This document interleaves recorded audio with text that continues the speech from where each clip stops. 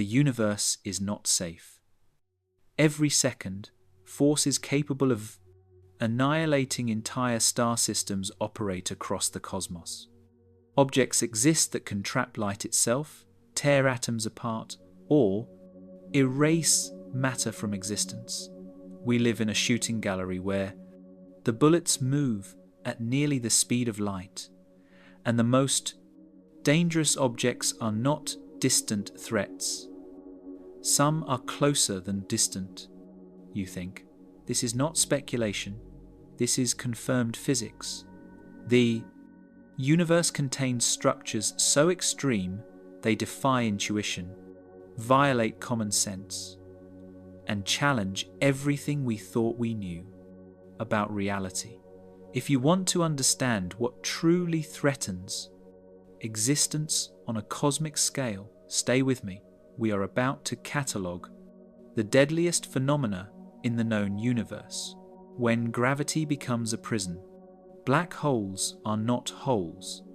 They are not empty spaces. They are the opposite of nothing. A black hole is matter compressed to such extreme density that space-time itself breaks. The fabric of reality tears, and nothing that crosses the boundary ever returns. Not light, not information, not time itself. The boundary is called the event horizon. It marks the point of no return. Cross it, and gravity becomes so strong that escape. Velocity exceeds light speed. Since nothing moves faster than light, nothing escapes. The name black hole is almost poetic. These objects are perfectly black because they emit no light. They are holes in space-time where things fall in but never come out. Einstein's equations predicted black holes in 1916, but Einstein himself did not believe they were real. He thought the mathematics was correct, but nature would find a way to prevent such extreme objects from forming. He was wrong. Black holes are common. Millions exist in our galaxy alone. The Milky Way orbits one, a supermassive black hole sits at the galactic center, 4 million times the mass of our Sun, spinning through space like a cosmic maelstrom. The danger of a black hole is absolute. Approach too close and tidal forces become lethal.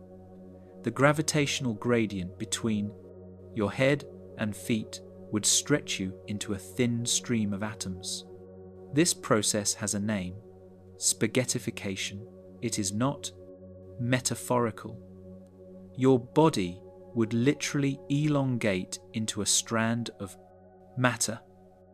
The atoms would separate, molecular bonds would snap. You would become a one-dimensional string of particles spiraling toward the event horizon. But spaghettification is the least of the problems. The real danger is information destruction. Physics requires that information be conserved. Every process must be reversible in principle. Burn a book and the information still exists in the smoke, ash, and radiation. Given perfect knowledge of the final state, you could reconstruct the book. This principle, called unitarity, underpins quantum mechanics. Black holes appear to violate unitarity. Matter falls in. The black hole grows slightly. Then the black hole evaporates through. Hawking radiation. The radiation appears thermal, random. It carries no information about what fell in. The information seems destroyed. This created the black hole information paradox.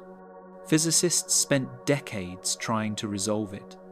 The current consensus is that information escapes somehow encoded in subtle correlations in the Hawking radiation. The details remain debated, but the resolution required rethinking the nature of space-time itself. Black holes forced physics to confront fundamental questions about reality. They are not just dangerous objects. They are laboratories where the laws of physics reach their limits. Stellar mass black holes form when massive stars die. Stars 20 times more massive than the Sun end their lives in supernova explosions. The core collapses. If the core is heavy enough, no. The force can stop the collapse. Neutron degeneracy pressure fails. The core continues shrinking, past neutron star density, past any known form of matter. It becomes a singularity, a point of infinite density, where the equations break down completely. The singularity is hidden behind the event horizon. We cannot see it, cannot measure it, cannot probe its properties.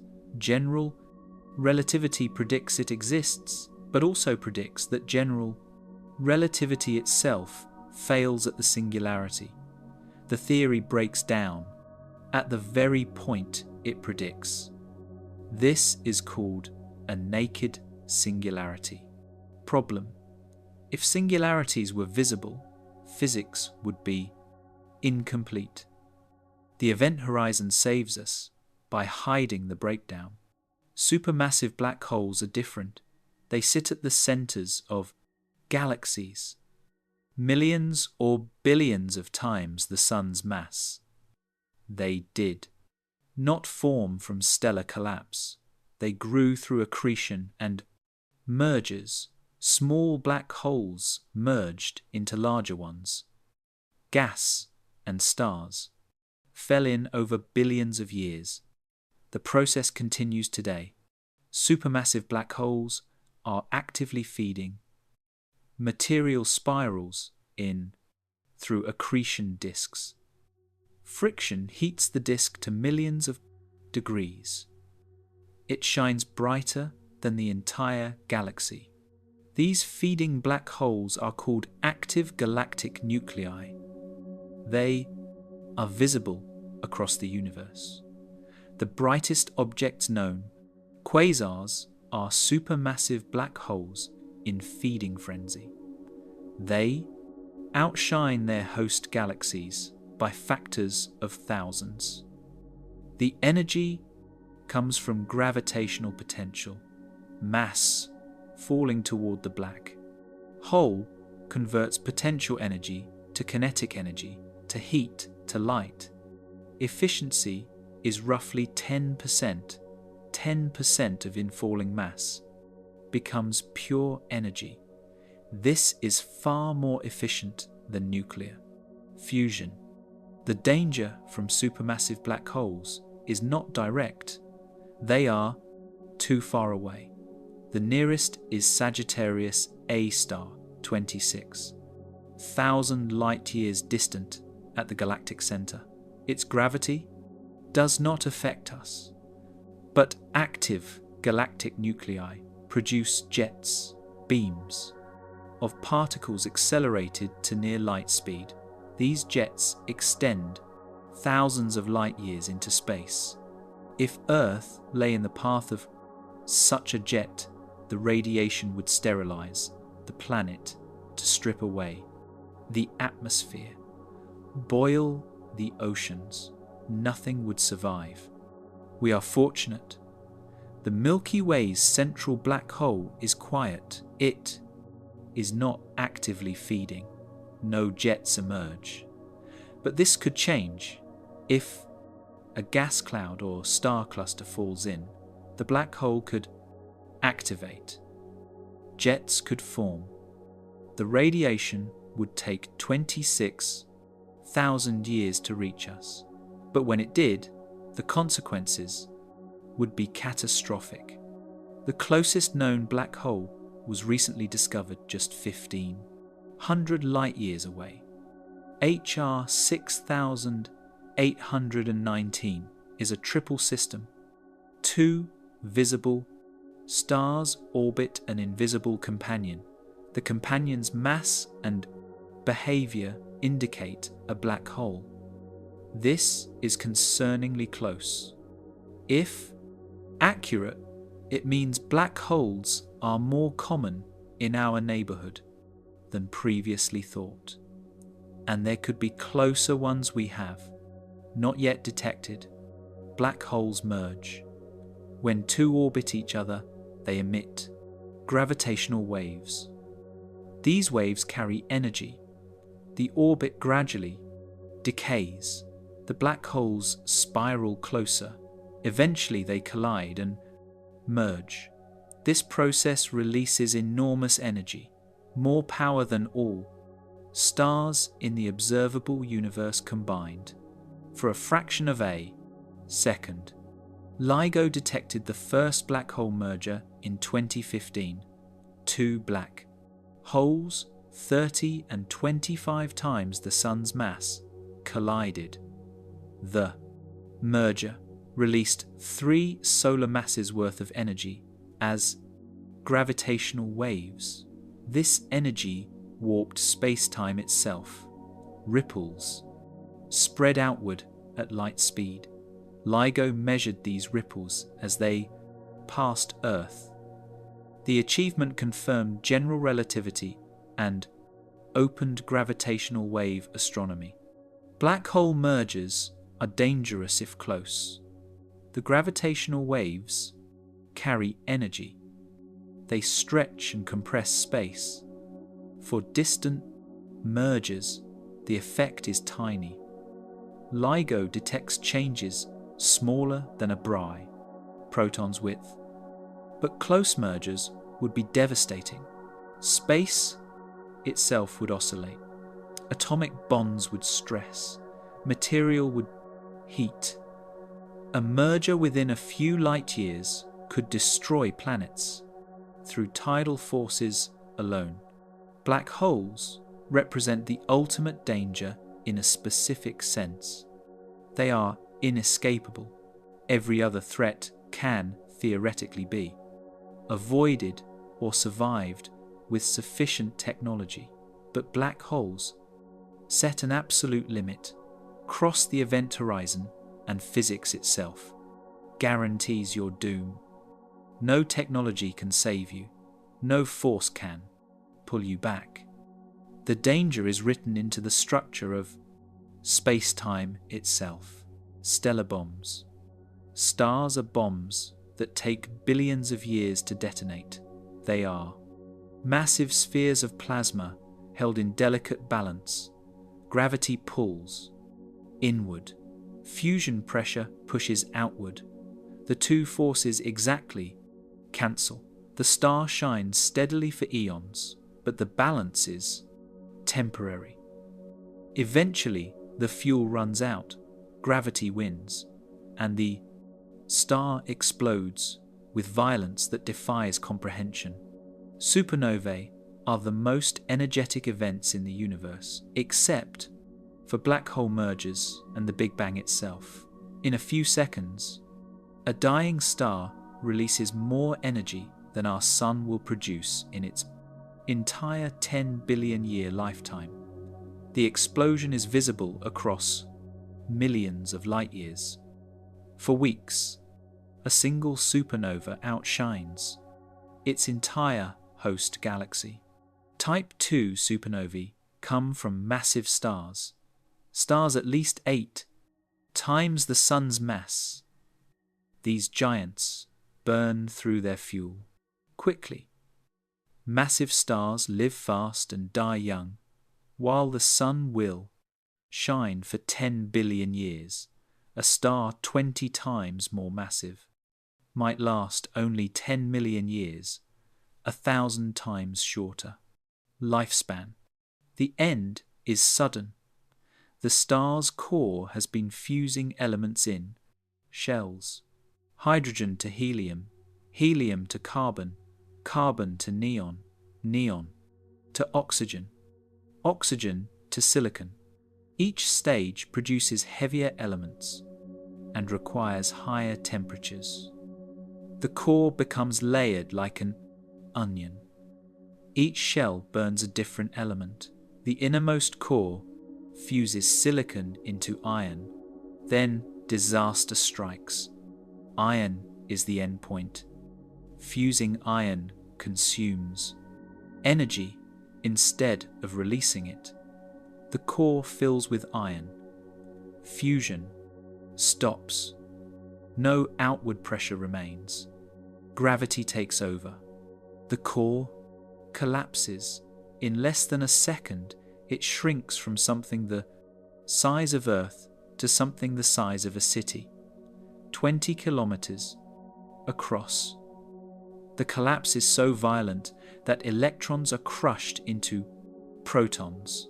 They combine to form neutrons. The core becomes pure, neutronium.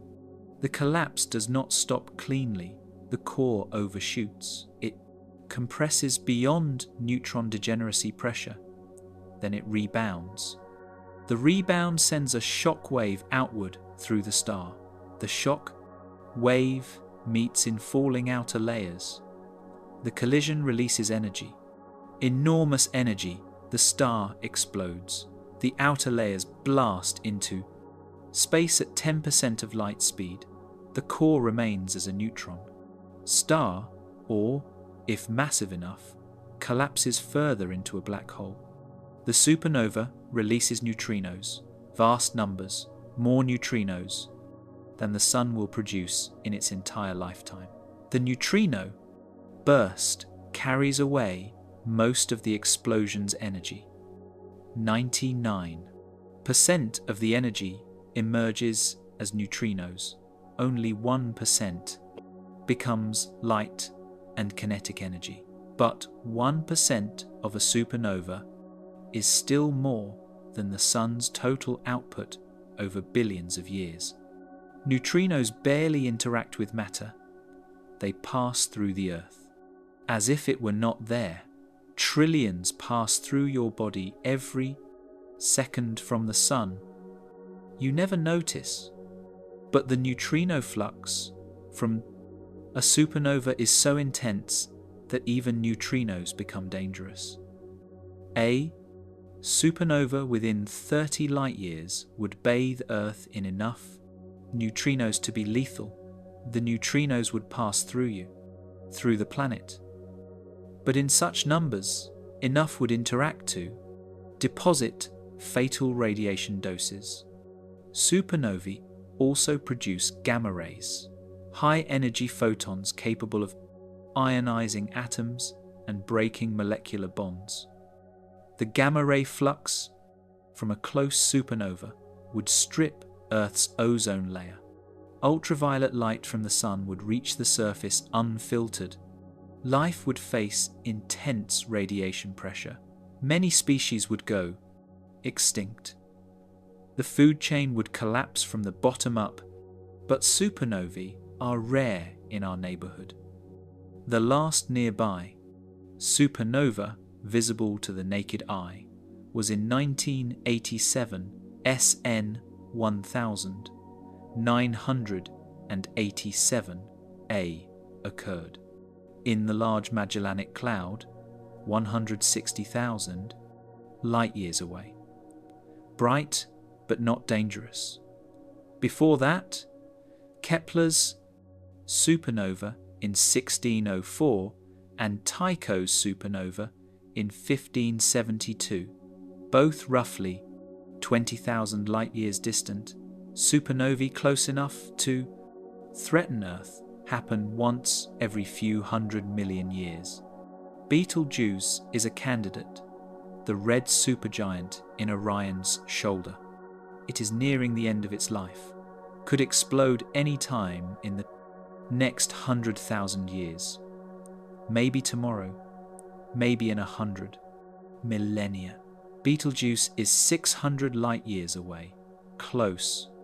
Enough to be spectacularly visible when it explodes, far enough to be non-lethal. The supernova would be bright, visible in daylight, for weeks. brighter than the full moon at night, but the radiation would not harm us at that distance. Supernovae produce heavy elements: carbon, oxygen, iron, gold, uranium.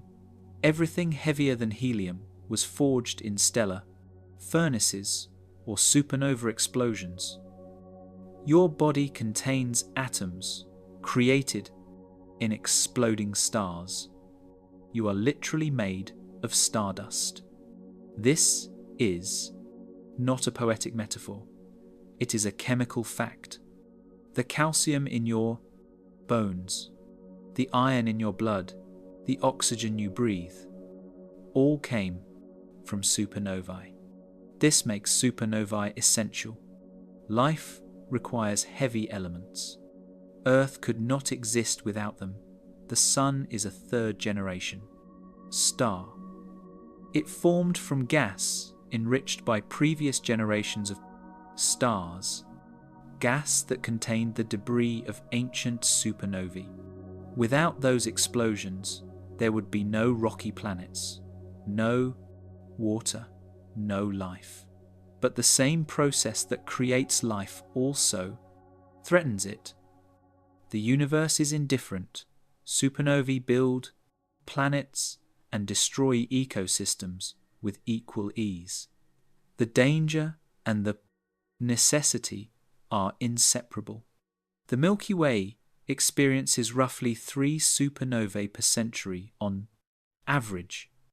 Most are too distant to threaten us. They occur in other spiral arms, thousands of light years away.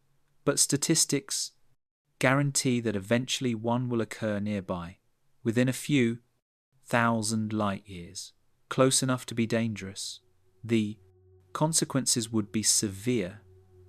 Not extinction necessarily, but mass die-offs, ecosystem collapse, climate disruption from atmospheric changes. Recovery would take thousands or millions of years. Thermonuclear detonations. Type Ia supernovae are different and potentially more dangerous. They do not come from massive stars. They come from white dwarfs. In binary systems, a white dwarf is the remnant of a star like the Sun. After the Sun exhausts its fuel, it will shed its outer layers and leave behind a white dwarf core. This core is Earth-sized but incredibly dense.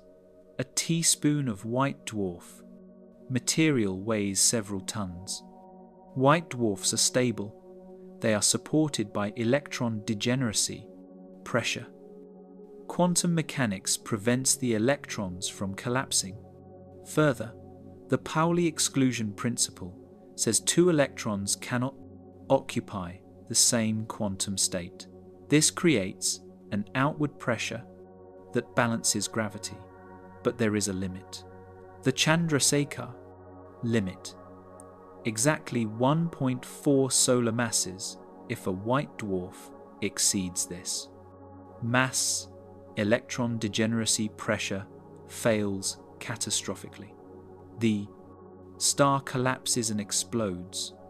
This happens in binary systems, where the white dwarf has a companion star.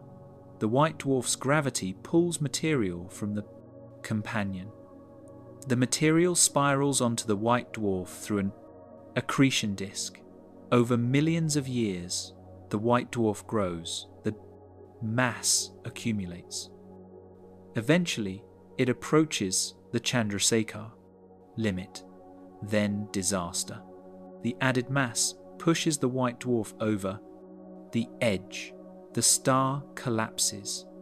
But unlike a Type II supernova, the collapse triggers runaway thermonuclear fusion. The entire star detonates. No remnant remains. Just an expanding cloud of debris. Type Ia supernovae are more uniform than Type II. They always involve a white dwarf reaching a specific mass, the Chandrasekhar Limit is a hard threshold. This makes the explosions consistent. They reach similar peak brightness. Astronomers use them as standard candles to measure cosmic distances. The uniformity is useful for cosmology. It helped discover dark energy, but it also makes them predictable dangers. We can estimate their frequency and effects. A type Ia supernova within a few thousand light years would be catastrophic for Earth. The gamma ray burst would be intense and prolonged. The radiation would not just strip the ozone layer. Temporarily, it would ionize the upper atmosphere, trigger chemical reactions, produce nitrogen oxides that destroy ozone for years. Even after the initial burst faded, Earth would remain vulnerable to solar ultraviolet radiation. The ozone layer would take decades or centuries to recover fully. The gamma rays would also create carbon-14 and beryllium-10 isotopes in the atmosphere. These isotopes would rain down, become incorporated into tree rings and ice cores. Scientists look for spikes in these isotopes as evidence of past nearby supernovae. Some spikes have been found, but none recent enough to correlate with historical events. The last dangerous supernova probably occurred millions of years ago. Ik Pegasi is concerning, a binary system 150 light-years away. It contains a white dwarf near the Chandrasekhar limit and a main sequence companion star currently shedding mass. The white dwarf is accreting this material, growing. Eventually, it will accumulate enough to explode.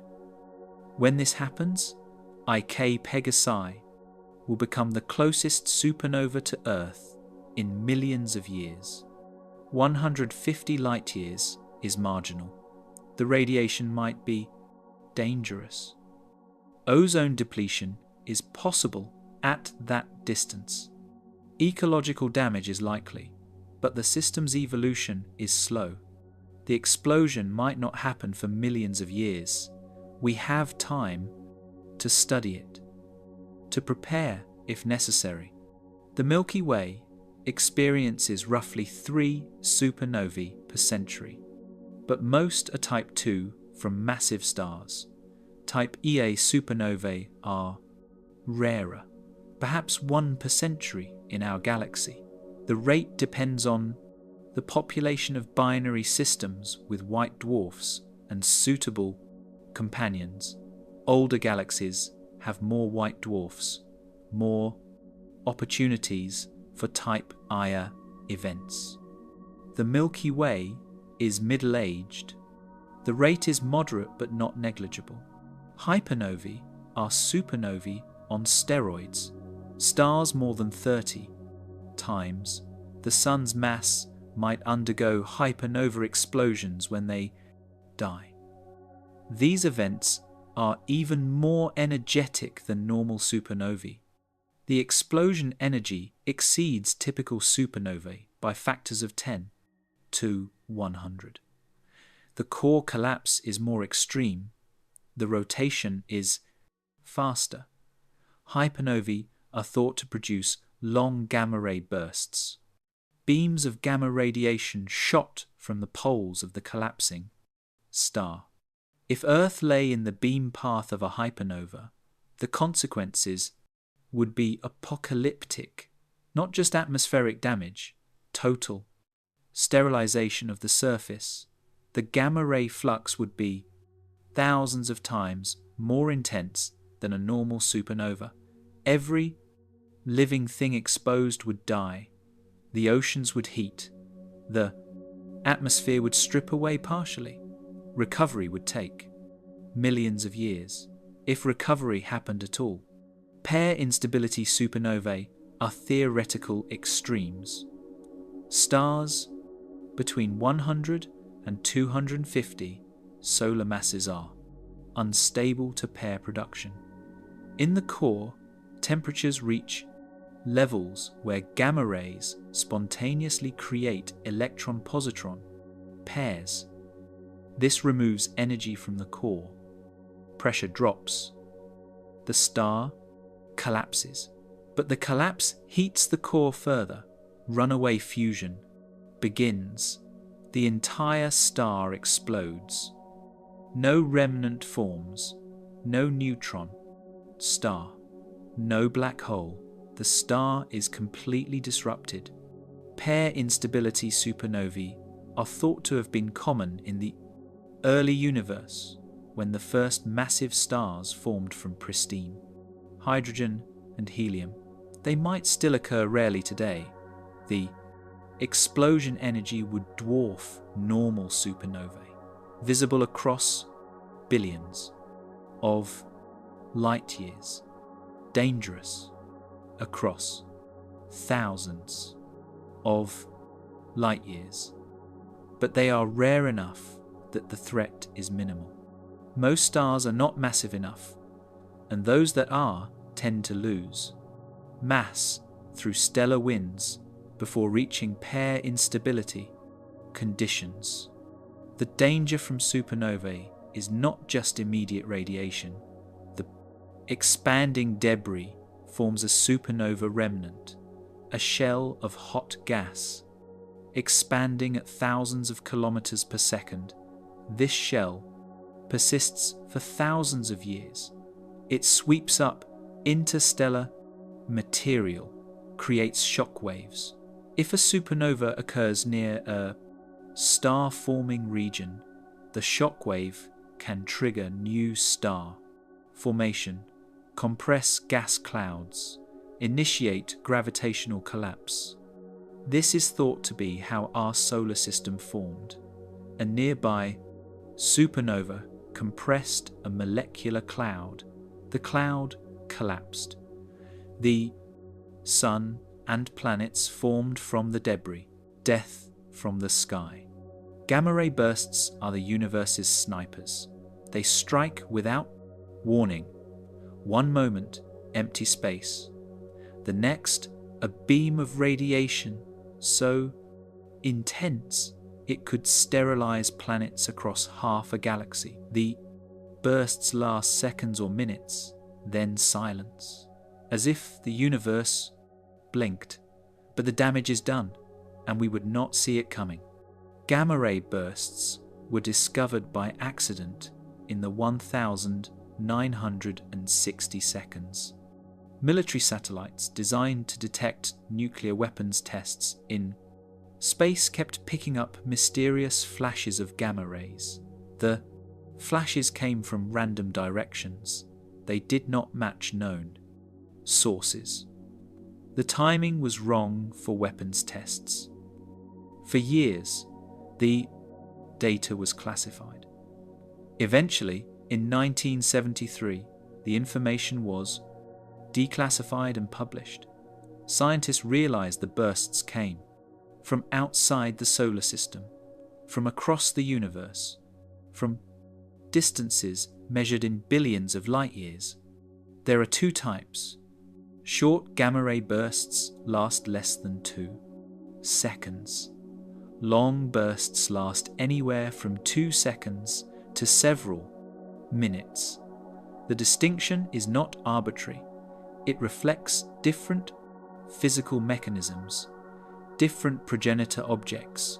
Short bursts come from neutron star mergers, 2 dead stellar cores spiraling together and colliding. Long bursts come from hypernova, explosions, the deaths of the most massive stars. Both produce collimated beams of gamma radiation traveling at 99.9% of light speed. Long gamma-ray bursts are thought to be the birth cries of black holes. When a very massive star collapses, the core does not just implode quietly. It forms a rapidly spinning black hole, or magnetar.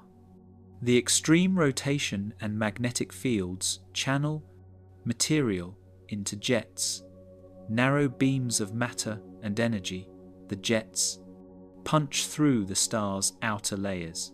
They emerge as beams of particles accelerated to relativistic speeds.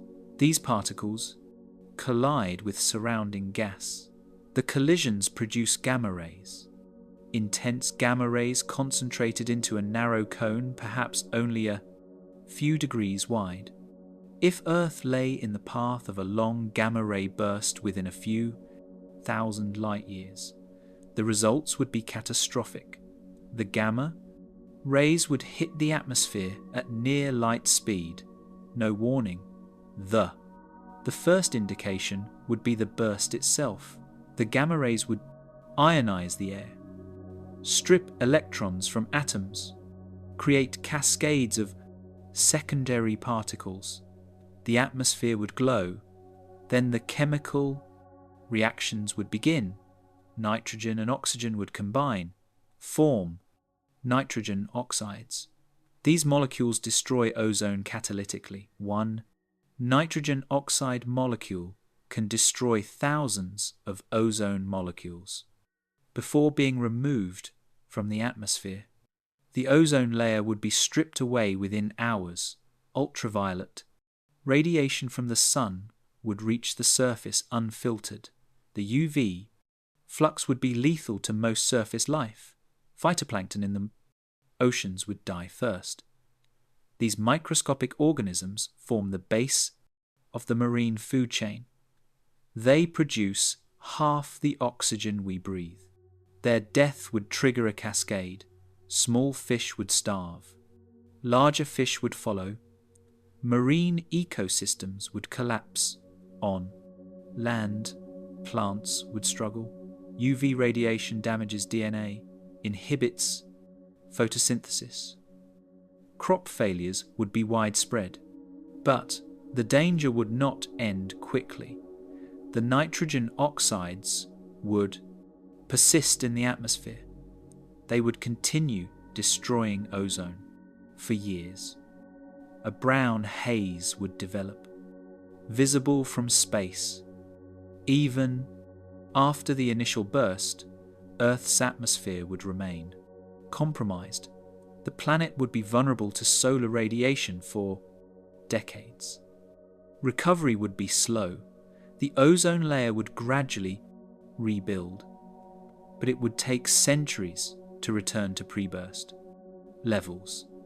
During that time, life on the surface would face constant radiation stress. The Ordovician extinction might have been caused by a gamma ray burst. 450 million years ago, roughly 85% of marine species went extinct. The extinction happened in two pulses separated by hundreds of thousands of years. The pattern matches gamma ray burst effects. First pulse from immediate radiation damage. Second pulse from prolonged ozone depletion and climate change. No direct evidence exists, no smoking gun, but the timing and pattern fit. The extinction coincided with evidence of cooling and glaciation, consistent with reduced solar heating due to atmospheric changes. Short gamma ray bursts come from neutron star mergers. Neutron stars are the collapsed cores of supernova explosions. They are incredibly dense. A neutron star packs 1.4 solar masses into a sphere only 20 kilometers across. A teaspoon of neutron star material would weigh 1 billion tons on Earth. When two neutron stars orbit each other, they emit gravitational waves. Einstein's general relativity predicts this. The waves carry energy away from the system. The orbit gradually decays. Over millions of years, the two neutron stars spiral closer together. Eventually, they collide and merge. The merger is violent beyond description. 2 objects each more massive than the Sun colliding at a significant fraction of light speed. The collision releases more energy than a supernova. For a brief moment, the merger outshines the entire galaxy, and it produces a gamma ray burst. The mechanism is similar to long bursts, rapid rotation, extreme magnetic fields, jets of particles, accelerated to near light speed, but the timescale is shorter. The burst lasts less than 2 seconds, then fades. The merger also produces heavy elements through rapid neutron capture: gold, platinum, uranium, thorium. These elements cannot form in normal stellar fusion. They require extreme neutron-rich environments. Neutron star mergers provide such environments. The collision creates a spray of neutron-rich material ejected at high velocity. This material undergoes rapid neutron capture, building up heavier and heavier nuclei. Most of the gold on Earth came from ancient neutron star mergers billions of years ago. The gold in your jewelry was forged in one of the most violent events in the processed universe. Short gamma-ray bursts are less common than long bursts. Neutron star mergers take time to develop. The 2 neutron stars must form, must end up in a close binary, must spiral together over millions or billions of years. The rate is perhaps 1 per 10,000 years per galaxy. But the danger is similar to long bursts. If the jets point at Earth, the gamma rays would strip our Rhine ozone layer. The consequences would be catastrophic. Cosmic snipers. Gamma ray bursts were initially mysterious because they are so brief and random. The bursts appear without warning, flash for seconds, then disappear. Detecting the afterglow required quick reaction times. Satellites detect the burst in gamma rays. They immediately transmit coordinates to ground stations. Ground telescopes swing to observe the location. Within minutes, they capture the fading afterglow in visible and infrared light. This rapid response revealed that gamma-ray bursts come from distant galaxies, not from within the Milky Way, from billions of light-years away. The distances implied incredible energy. A burst visible from billions of light-years away must release enormous power. Calculations showed that gamma-ray bursts release more energy in 10 seconds than the Sun will produce in its entire 10 billion year lifetime. This seemed impossible at first. No known process could produce such energies. But the solution came from beaming. The energy is not emitted isotropically in all directions. It is focused into narrow jets. The beaming explains how so much energy fits into short timescales and small regions. The energy is concentrated, like a laser. Pointer versus a light bulb. Both might use the same power, but the laser appears much brighter because its light is collimated into a narrow beam. Gamma-ray bursts work similarly. The jets are narrow, perhaps only a few degrees wide. Most of the energy goes into two opposite directions. This makes the burst visible across cosmological distances along the jet axis, but invisible from other angles. This also means most bursts are invisible to us. The jets point away.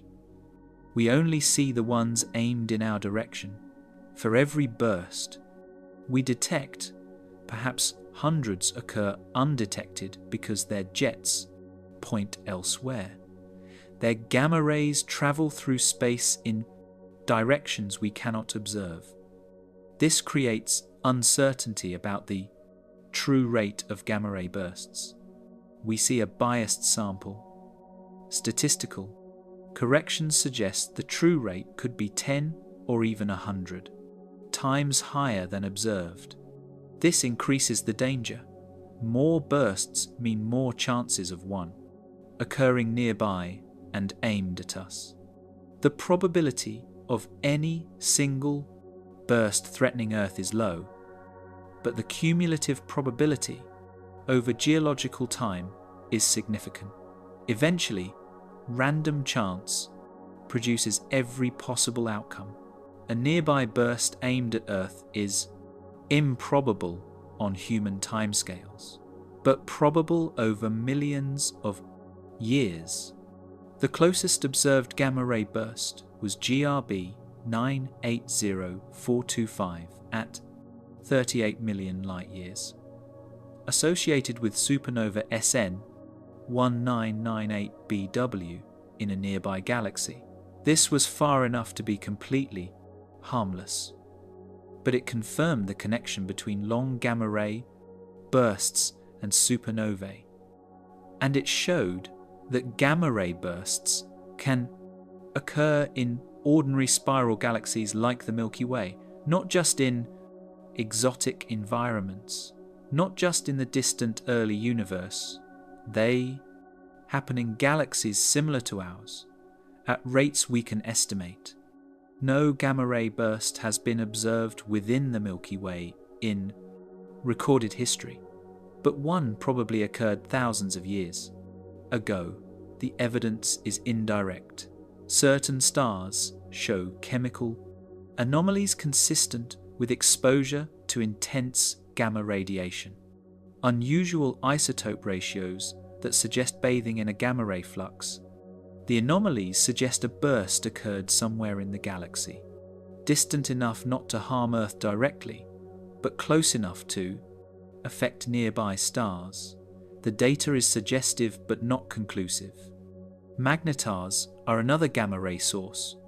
These are neutron stars with extreme magnetic fields, quadrillion times stronger than Earth's magnetic field, 1 trillion times stronger than the strongest magnets humans can create.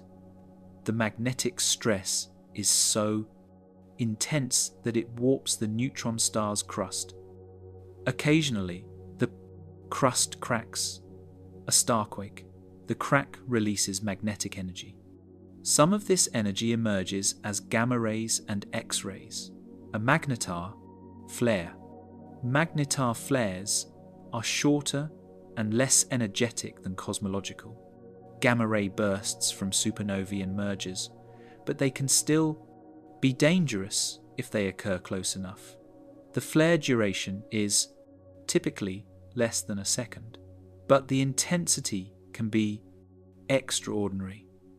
The magnetic field lines snap and reconnect, release stored energy suddenly, like a magnetic explosion.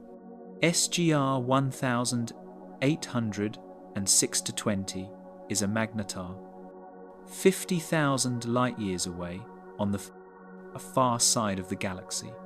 In December 2004, it released a giant flare, the largest ever recorded.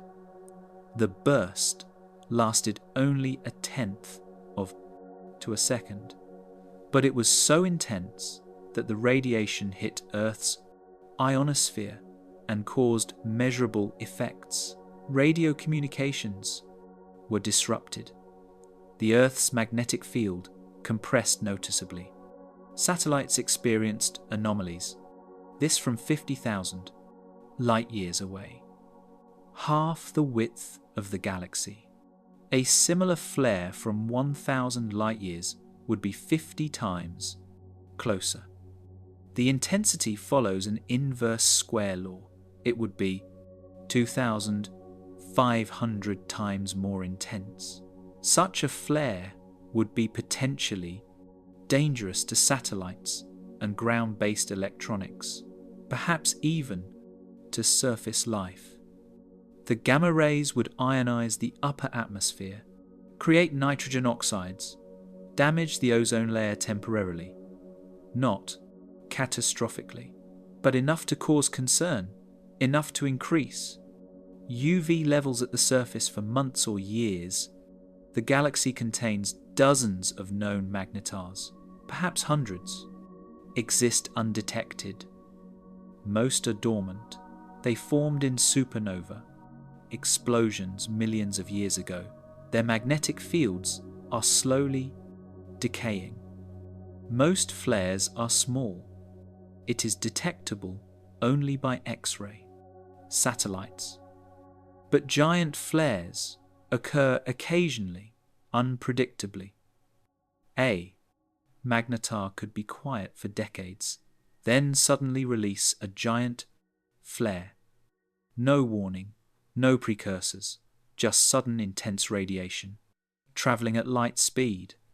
If a magnetar exists within a few hundred light years, currently unknown, a giant flare could be dangerous. The radiation would arrive without warning. Traveling at light speed, it reaches us at the same moment we first detect it. No time to prepare, no time to protect satellites, no time to warn astronauts in space.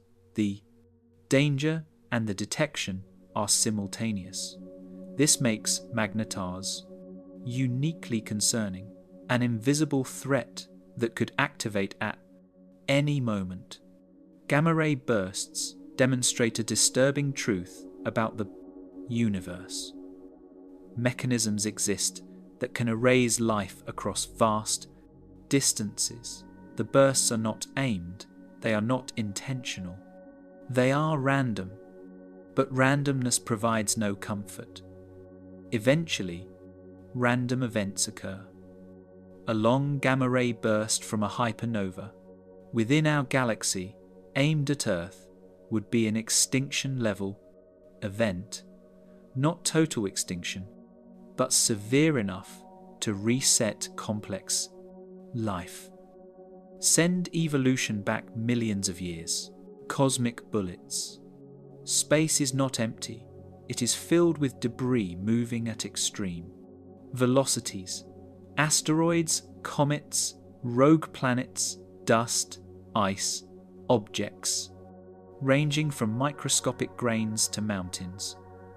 Most orbit the Sun, in predictable patterns, stable orbits maintained for billions of years, but some follow chaotic paths, orbits that cross planetary trajectories.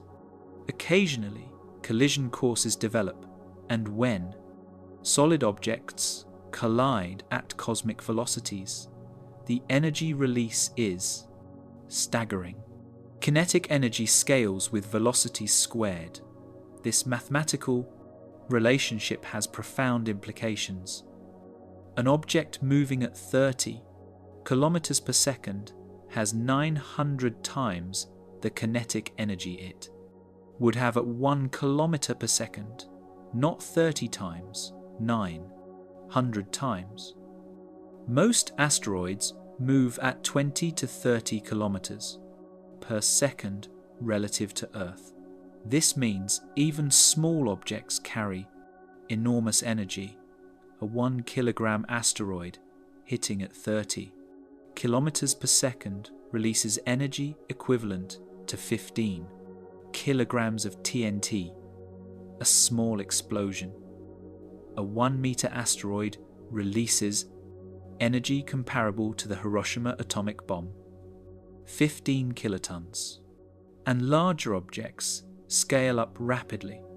The asteroid that killed the dinosaurs was roughly 10 kilometers across, a small mountain flying through space. It hit what is now the Yucatan Peninsula in Mexico with energy equivalent to 100 million megatons of TNT, 2 million times more powerful than the largest nuclear weapon ever tested. The Tsar Bomba was 50 megatons.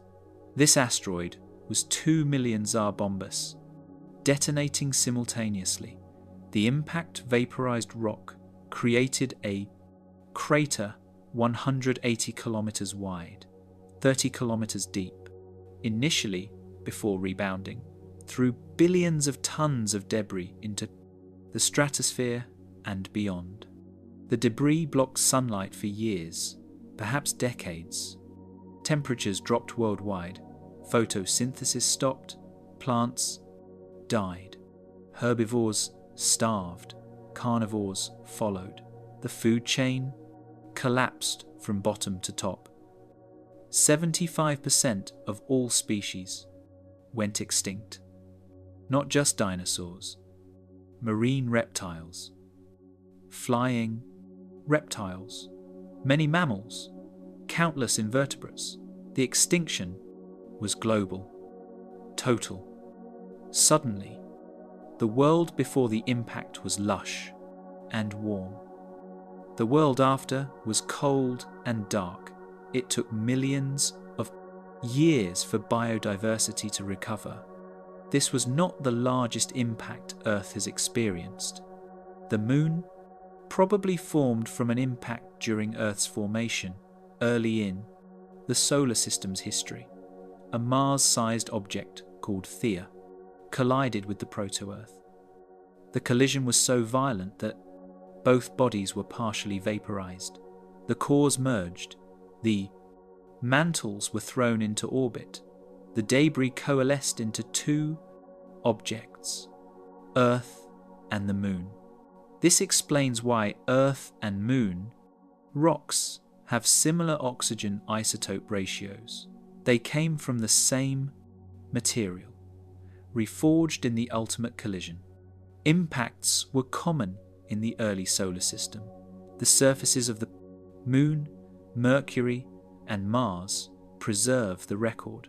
They are covered with craters, overlapping craters, craters on craters on craters. Each one represents a violent impact. Earth has fewer visible craters because erosion and plate tectonics erase them over time. But they occurred.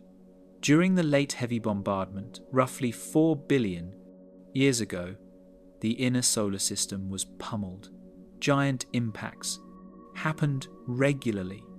Some were larger than the dinosaur killer. Earth's surface was repeatedly sterilized, melted, reformed. The bombardment eventually subsided.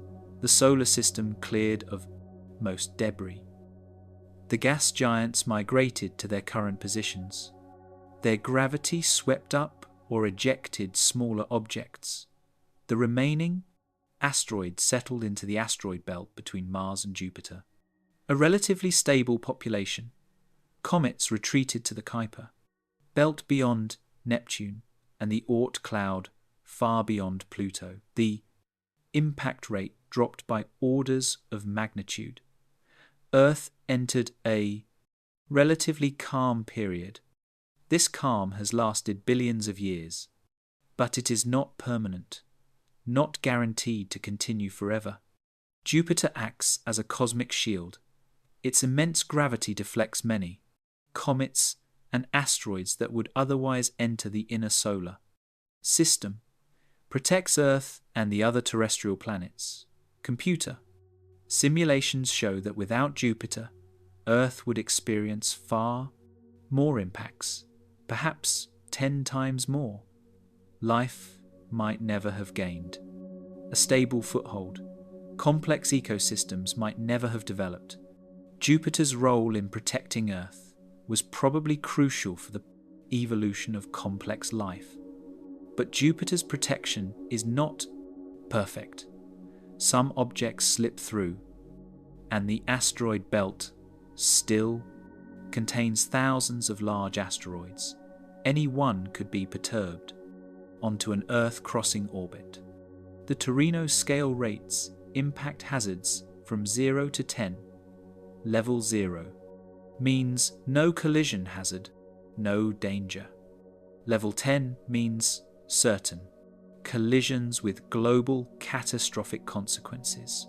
Most detected, asteroids rate 0 or 1, remote possibilities of collision with minimal consequences, even if they hit. But occasionally, higher ratings occur. 99942. Apophis, an asteroid roughly 300 meters across, was briefly rated 4, threatening discovery, meriting attention by astronomers.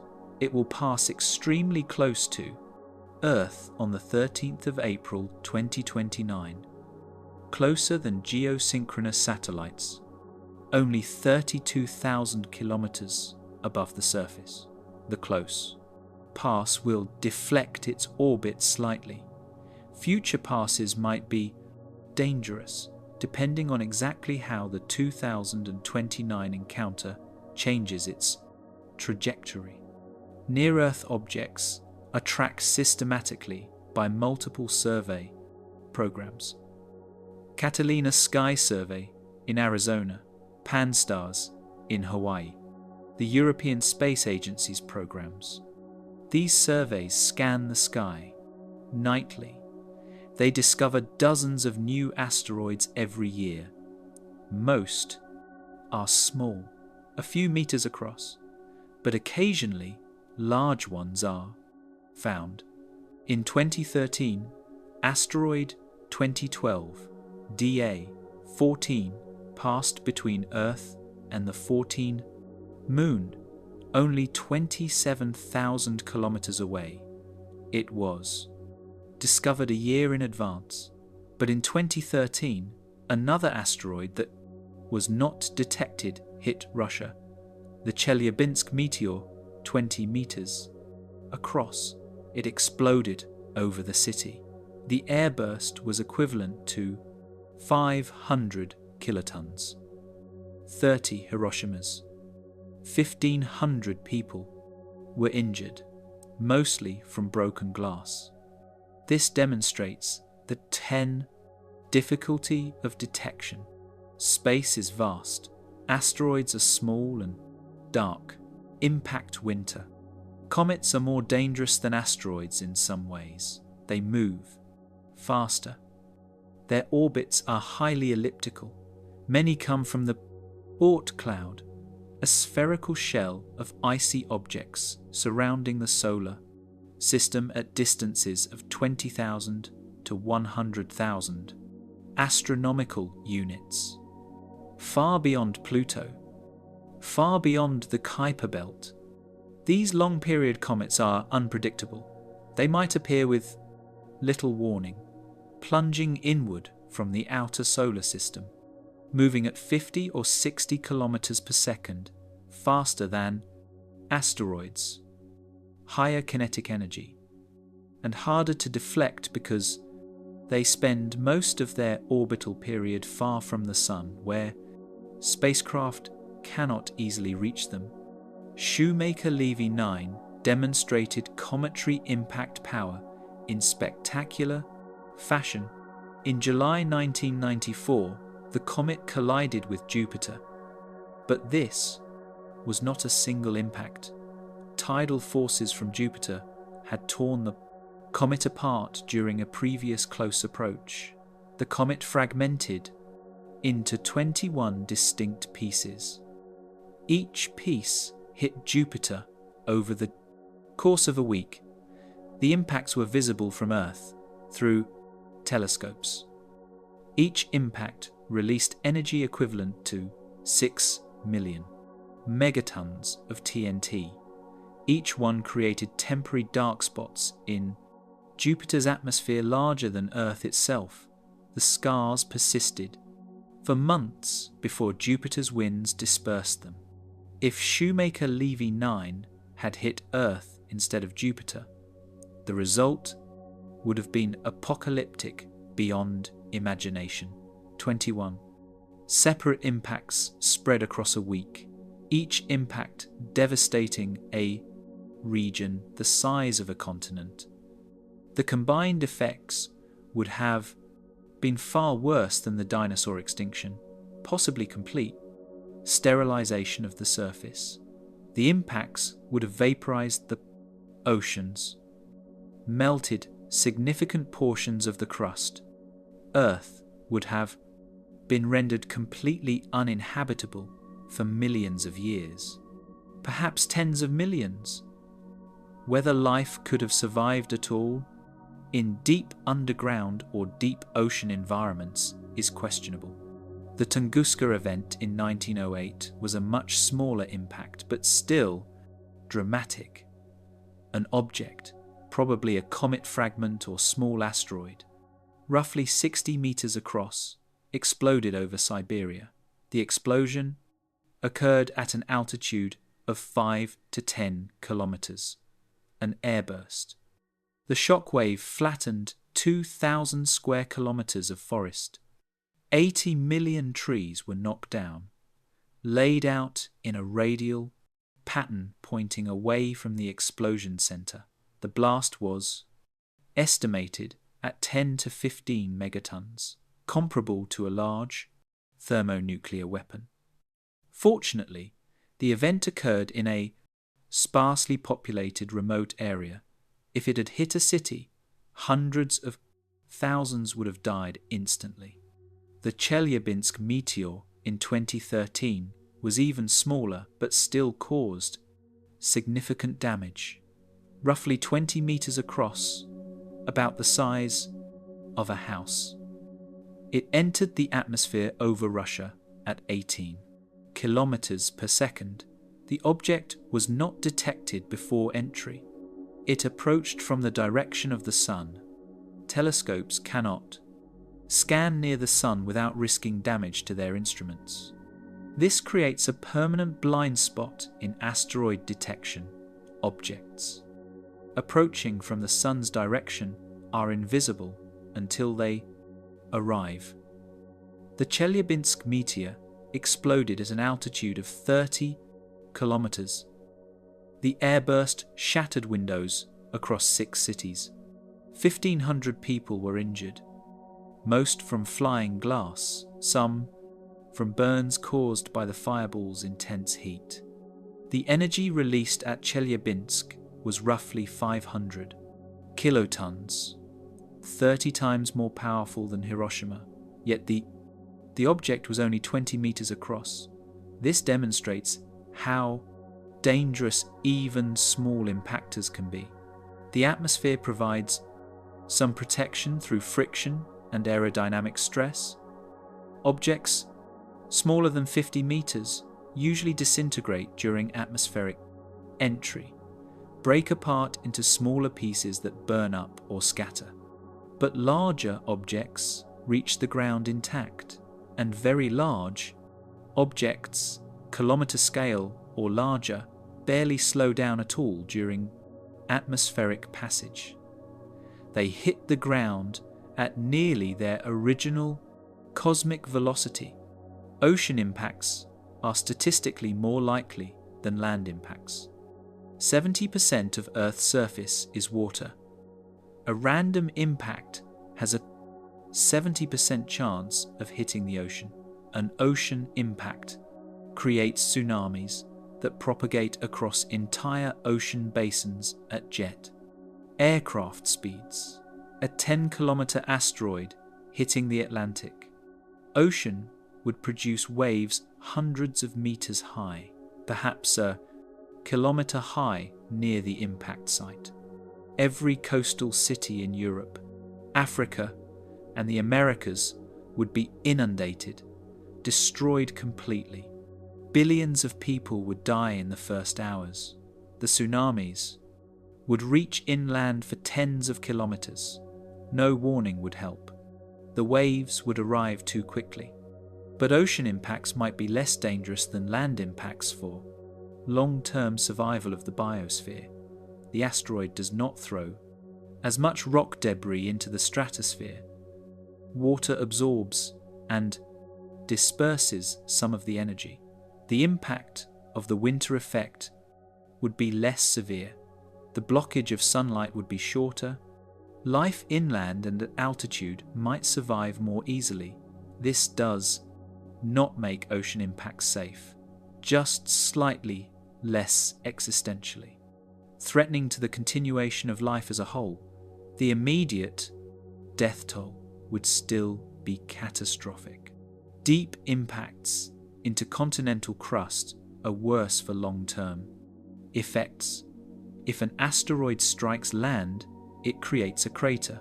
The crater diameter is roughly 20 times the asteroid's diameter. A 10-kilometer asteroid creates a 200-kilometer crater. The impact vaporizes rock. Millions of cubic kilometers of rock turned instantly to superheated gas.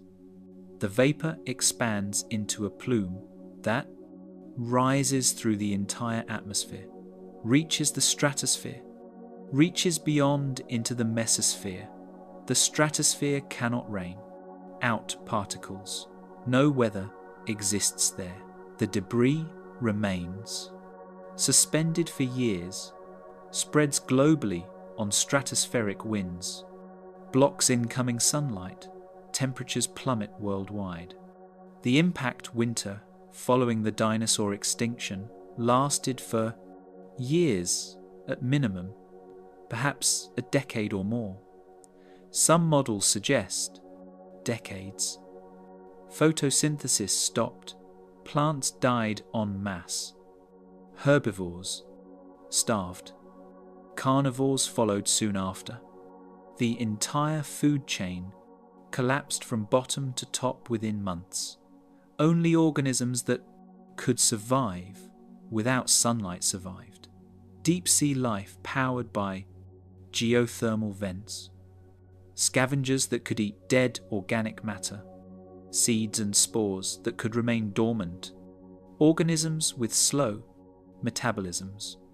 When sunlight eventually returned, these survivors repopulated the planet. But the world was fundamentally different. The dominant species were gone. New niches opened. Evolution accelerated into new forms. The age of dinosaurs ended. The age of mammals began.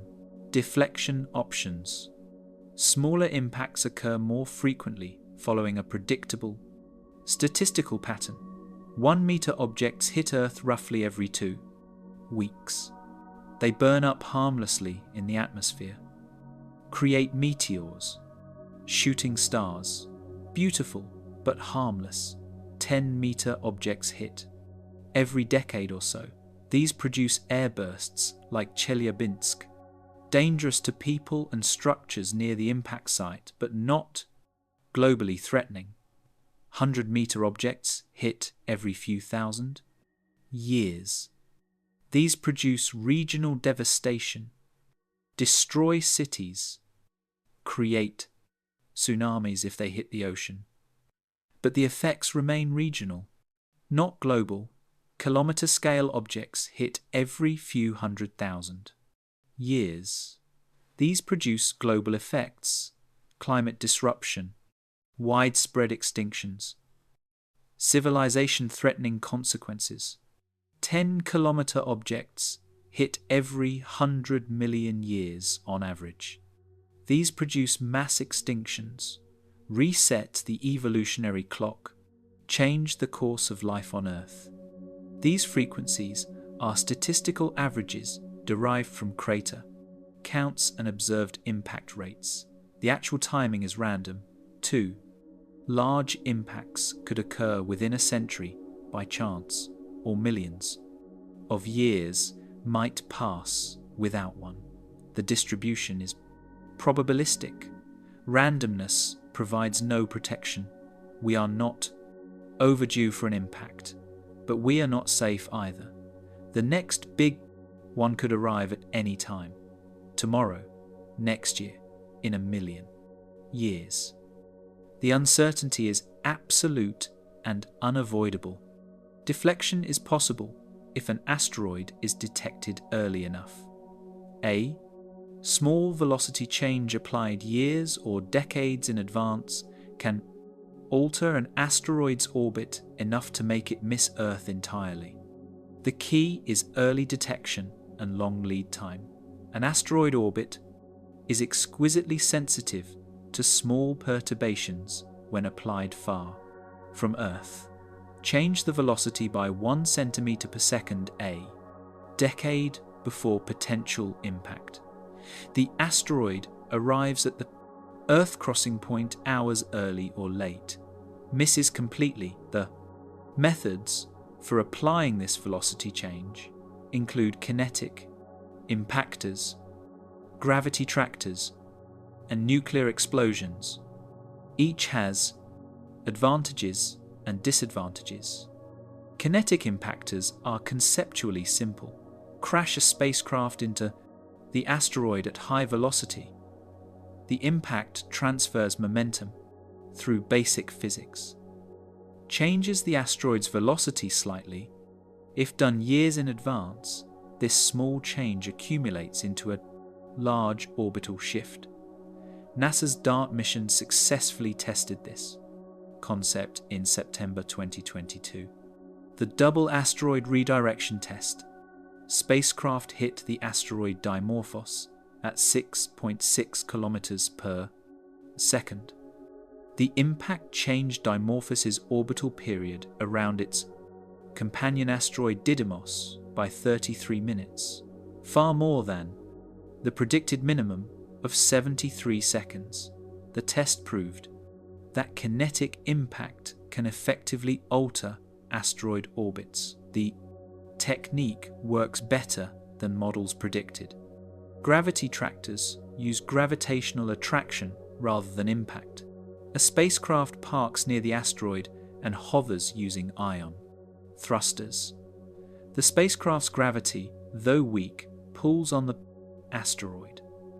Over months or years, this gentle, constant pull accumulates.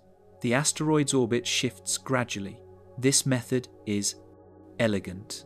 No risk of fragmenting the asteroid, no explosions, no debris. Just patient gravitational tugging. But it is slow, requires very long lead times, years or decades, not useful for sudden threats discovered late, and requires significant spacecraft mass or very long mission duration to produce measurable effects. Nuclear explosions are the last resort for large asteroids, or short warning times. Detonate a nuclear weapon near the asteroid's surface. Not on the surface, near it. The explosion vaporizes part of the asteroid's surface on one side. The vaporized material expands rapidly, acts like a rocket exhaust, pushes the asteroid in the opposite direction. This method is powerful, can handle asteroids too large for kinetic impact, can work with shorter warning times, but it is risky. If the explosion is too close or too powerful, it could fragment the asteroid, turn one large impactor into many smaller ones, all still heading toward Earth, possibly spreading out to hit multiple locations. The solution becomes worse than the problem. Nuclear deflection requires precise calculations. Weapon yield, standoff distance, asteroid composition and structure, solid rock. Asteroids respond differently than loose rubble piles. A rubble pile asteroid might simply absorb the explosion without changing velocity much, or it might fragment completely. The uncertainties are significant. Testing is difficult. We cannot practice on real asteroids approaching Earth. The DART mission tested kinetic impact, but nuclear deflection remains untested, theoretical. Based on computer simulations and laboratory experiments, deflection requires detection first. We cannot deflect what we do not see. This makes survey programs absolutely critical for planetary defense. Every detected asteroid is one less unknown threat, one less object that could surprise us. But the surveys are incomplete. Many asteroids remain undiscovered, especially smaller ones under 100 meters, and especially those in orbits that keep them close to the sun's glare, where telescopes cannot easily observe them. The Chelyabinsk meteor came from the sun's direction, never detected before it hit. This blind spot remains a significant vulnerability. NASA's detection, near-Earth efforts, object observations program coordinates, multiple telescopes scan the sky systematically. The goal is to find 90% of near-Earth asteroids larger than 140 meters. This size threshold was chosen because impacts of this size or larger cause regional devastation, potentially kill millions. Smaller objects are dangerous but less prioritized given limited resources. The program has catalogued over 30,000 near-Earth asteroids so far, but estimates suggest 50,000 or more exist above the size threshold. The catalogue is perhaps 60% complete, 40% remain unfound.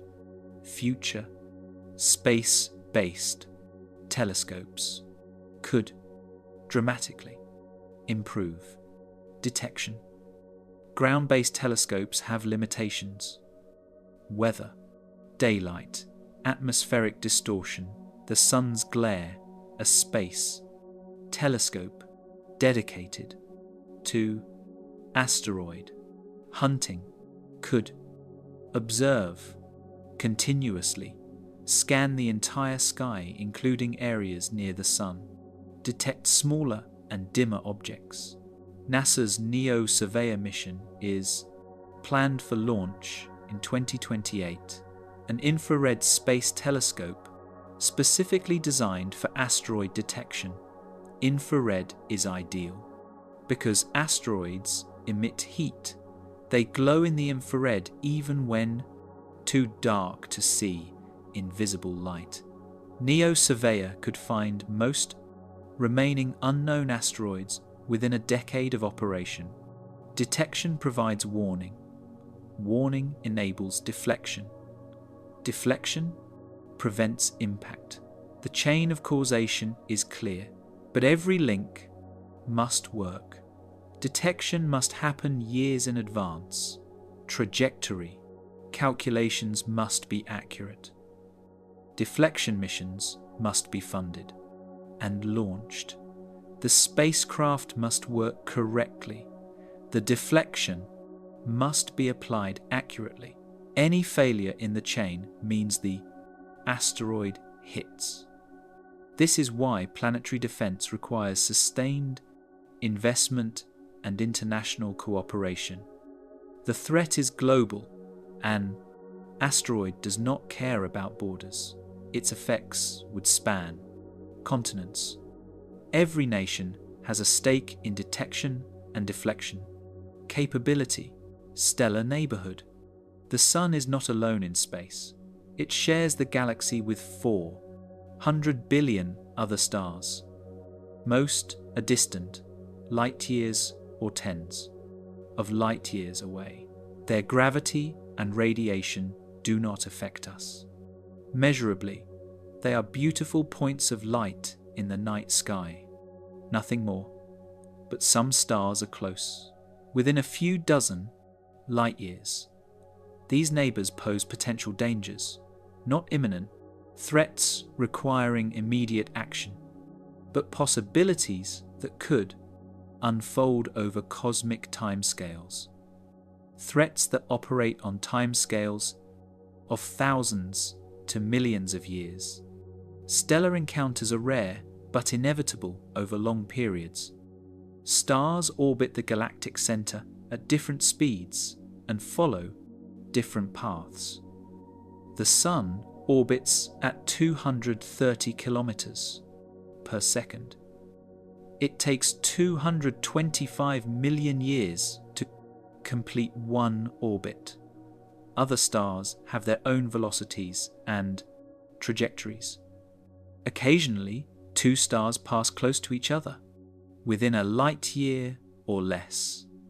The gravitational interaction can perturb orbits of planets, asteroids, and comets in both systems. If a star passes within 1 light year of the Sun, the outer Oort cloud would be severely disturbed. Thousands or millions of comets would be deflected from their original orbits. Some would be sent inward toward the inner solar system. The impact rate would spike for thousands of years following the encounter. The last close stellar encounter was Schultz's star, a small red dwarf with a brown dwarf companion. It passed through the outer Oort cloud 70,000 years ago, came within 0.8 light years of the Sun. This is incredibly close on galactic scales. The encounter likely disturbed the outer Oort cloud significantly, sent some objects on trajectories toward the inner solar system. Impacts in the past few tens of thousands of years might trace back to this encounter, but the data is insufficient to confirm specific impacts. Comet orbits are chaotic, sensitive to small perturbations. Tracking them backward 70,000 years is extremely difficult given measurement uncertainties. Gliese 710 will be the next close pass. In approximately 1.3 million years, this orange dwarf star will approach to within 0.16 light years of the Sun, 10,000 astronomical units. This is deep within the Oort cloud. The gravitational disturbance will be profound. Computer simulations suggest millions of comets will be perturbed. Some will be ejected from the solar system entirely. Others will be deflected inward. The inner solar system will experience elevated impact rates for tens of thousands of years. Following the passage, civilization, if it still exists, will face a prolonged bombardment requiring active defense measures. But we have time. 1.3 million years is long enough to develop advanced countermeasures. We might deflect Gliese 710 itself, change its trajectory slightly decades or centuries before closest approach so it misses the Oort cloud entirely. This would require enormous energy.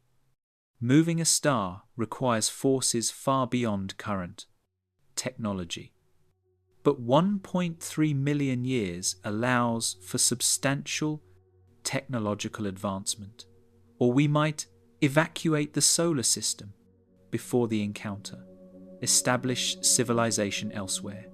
Or we might develop technology to handle comet impacts routinely, detects and deflect thousands of comets automatically. The threat is real but distant enough to plan for. Closer stars pose different dangers. If a nearby star went supernova, the radiation would be intense. As discussed earlier, supernovae within 30 light years are potentially lethal. Within 50 light years, dangerous. Within 100 light years, concerning. Several stars in our neighborhood are supernova candidates based on their mass and evolutionary state. But most nearby stars are red dwarfs, too small to explode as supernovae. They will simply cool slowly over trillions of years. The massive stars capable of supernovae are rarer and tend to be more distant. Betelgeuse is the most famous nearby supernova candidate, a red supergiant in the constellation Orion, easily visible to the naked eye. It is nearing the end of its life. The core is fusing heavier and heavier elements. When it explodes, and it will explode, eventually the supernova will be spectacular, brighter than the full moon, visible in daylight for weeks, a cosmic spectacle visible across half the galaxy. But Betelgeuse is 600 light-years away, not close enough to be dangerous. The radiation will spread over 600 light-years, diluted to safe levels. By distance, we will observe from safety, witness stellar death from a comfortable distance. IK Pegasi is closer and potentially more concerning, a binary system 150 light-years away. It contains a white dwarf and a main sequence star. The white dwarf is accreting mass from its companion, slowly growing. Eventually, it will reach Chandrasekhar limit of 1.4 solar masses. Then it will explode as a type Ia supernova. The explosion will be bright, visible from Earth easily. The radiation might be marginally dangerous at that distance. Ozone layer depletion is possible, but the timescale is millions of years. The companion star must shed enough mass. White dwarf must accrete it. The process is slow. We have time to study and monitor the system. Wolf-Rayet stars are massive stars shedding their outer layers through intense stellar winds. They are extremely hot surface, temperatures exceeding 50,000 Kelvin, extremely luminous, hundreds of thousands of times more luminous than the sun, and extremely short-lived. They burn through their fuel in only a few million years. When they explode, they produce hypernovae or gamma-ray bursts. The nearest confirmed Wolf-Rayet star is Gamma Velorum at 800 light-years. When it explodes, the supernova will be bright but not dangerous. The distance provides adequate protection. But closer Wolf-Rayet stars might exist, undetected, hidden in dust, misclassified. The census of massive stars is incomplete. WR104 is more concerning despite being farther away, a Wolf-Rayet binary system, 8,000 light-years distant. The system produces a beautiful pinwheel pattern in its stellar wind, visible in infrared images. The spiral pattern indicates the rotation axis of the system. Some models suggest this axis points roughly toward Earth. If so, the eventual supernova might produce a gamma ray burst aimed in our direction. The distance is large, 8,000 light-years, dilutes even a focused beam significantly. But some models suggest measurable damage is still possible. Ozone depletion, upper atmosphere ionization. The uncertainty makes it concerning. We cannot predict the exact orientation until the supernova occurs. Relativistic projectiles. Nothing moves faster than light in the universe. This is not a technological limitation waiting to be overcome. It is a fundamental law of physics. The structure of space-time itself prevents matter from reaching or exceeding light speed, but objects can approach light speed asymptotically, get arbitrarily close without quite reaching the limit. And at such velocities, even tiny masses carry devastating energy. The universe contains natural particle accelerators far more powerful than anything humans have built or can build. These cosmic accelerators produce particles moving at 99.99% of light speed or faster. The particles are relativistic projectiles, and they are everywhere. They fill space. They bombard Earth constantly. Cosmic rays are high-energy particles from space. The term is historical. They are not rays. They are particles, mostly protons. Hydrogen nuclei stripped of their electrons. Some are heavier. Nuclei, helium, carbon, iron. They bombard Earth constantly from all directions. Billions per second hit the atmosphere. Most are relatively low energy by cosmic standards. They interact harmlessly high in the atmosphere, produce cascades of secondary particles that eventually reach the ground. Muons mostly. These pass through your body constantly, about 1 muon per square centimetre per second at sea level. You never notice them, but occasionally ultra-high energy cosmic rays arrive. These are profoundly different. They carry energies exceeding 1 quintillion electron volts, 1 followed by 18 zeros. For comparison, the Large Hadron Collider, the most powerful particle accelerator humans have built, accelerates protons to about 10 trillion electron volts. Ultra-high energy cosmic rays are 100,000 times more energetic. A single particle carries the kinetic energy of a baseball thrown at 60 miles per hour, concentrated in a volume smaller than an atom. The energy density is incomprehensible. Physics at scales we cannot test in laboratories. When an ultra-high energy cosmic ray hits the atmosphere, it creates an extensive air shower. The particle collides with a nitrogen or oxygen nucleus high in the atmosphere. The collision produces hundreds of secondary particles, pions, kaons, muons, electrons.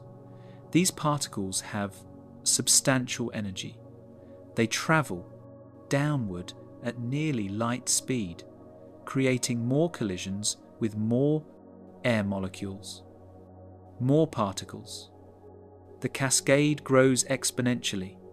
By the time the shower reaches the ground, billions of particles, spread across several square kilometers, the energy is distributed across this vast area. Each particle at ground level carries relatively little energy, harmless individually. The Pierre Auger Observatory in Argentina is the largest cosmic ray detector ever built. It covers 3,000 square kilometers of the Argentinian pampas, arrays of 1,600 water tanks spread across this area. When a shower particle passes through water, it creates Cherenkov radiation, blue light. The tanks detect this light. Additionally, 24 fluorescence telescopes overlook the array. They detect the faint glow of nitrogen fluorescence as the shower passes through the atmosphere. Together, these detectors map the shower, determine the primary particle's energy and direction. The observatory detects several ultra-high energy events per year. The highest energy detected was 300 quintillion electron volts in 1991, the so-called "Oh my God" particle, named for the exclamation researchers made. When they calculated its energy, where do these particles come from? Nobody knows for certain. The energies are too high for solar system sources. The sun cannot produce them. Even supernova remnants might not be powerful enough. Active galactic nuclei are leading candidates. Supermassive black holes accelerate particles in their jets to extreme energies. The particles escape the galaxy, travel through intergalactic space for millions or billions of years, eventually hit Earth by chance. This is plausible. Active galactic nuclei produce jets visible across the universe, but the mechanism for accelerating particles to such energies remains unclear. Another possibility is gamma-ray bursts. The jets from hypernovae reach extreme energies. Particles accelerate through shockwaves and magnetic field interactions. The highest energy particles escape, become cosmic rays. If this is correct, then ultra-high energy cosmic rays trace back to gamma-ray bursts. They are the debris from distant catastrophes, messengers from stellar deaths billions of years ago. The particles travel through space, deflected by magnetic fields, losing energy slowly, eventually arriving at Earth, carrying information about events we cannot directly observe. Some cosmic rays might be extragalactic, from outside the Milky Way entirely. This is difficult to confirm because magnetic fields deflect charged particles. The galaxy has a magnetic field permeating the disk and halo.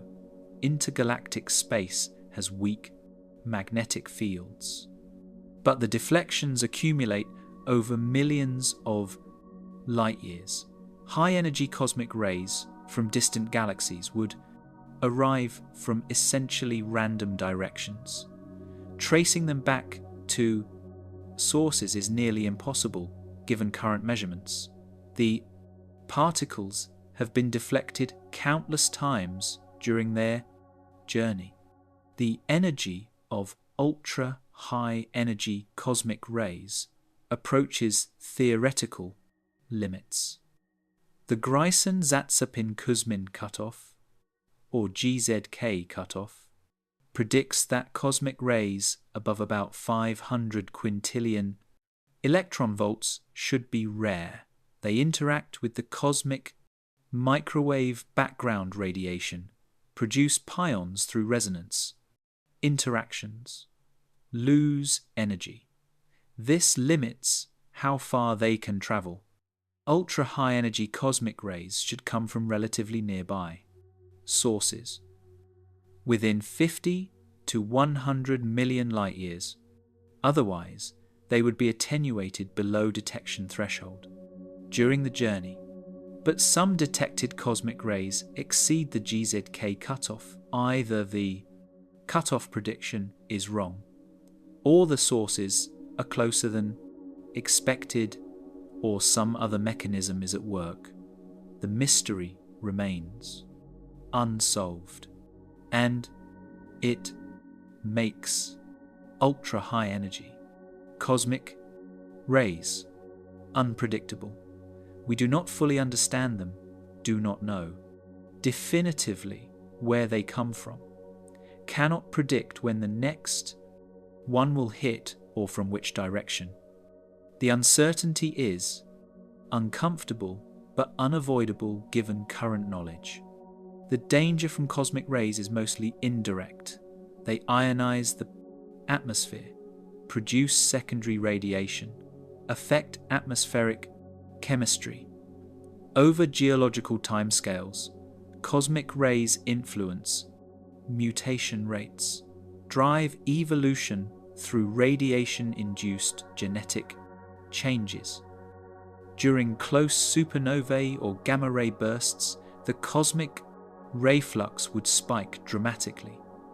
perhaps by factors of 100 or 1,000. This could drive extinctions, increase radiation exposure beyond evolved tolerances. The Ordovician extinction 450 million years ago might have been caused by enhanced cosmic rays from a gamma-ray burst. The evidence is indirect but suggestive. Hypervelocity wanderers. The galaxy is not static. Stars do not remain fixed in position relative to each other. They orbit the galactic center independently, each following its own path, moving at hundreds of kilometers per second.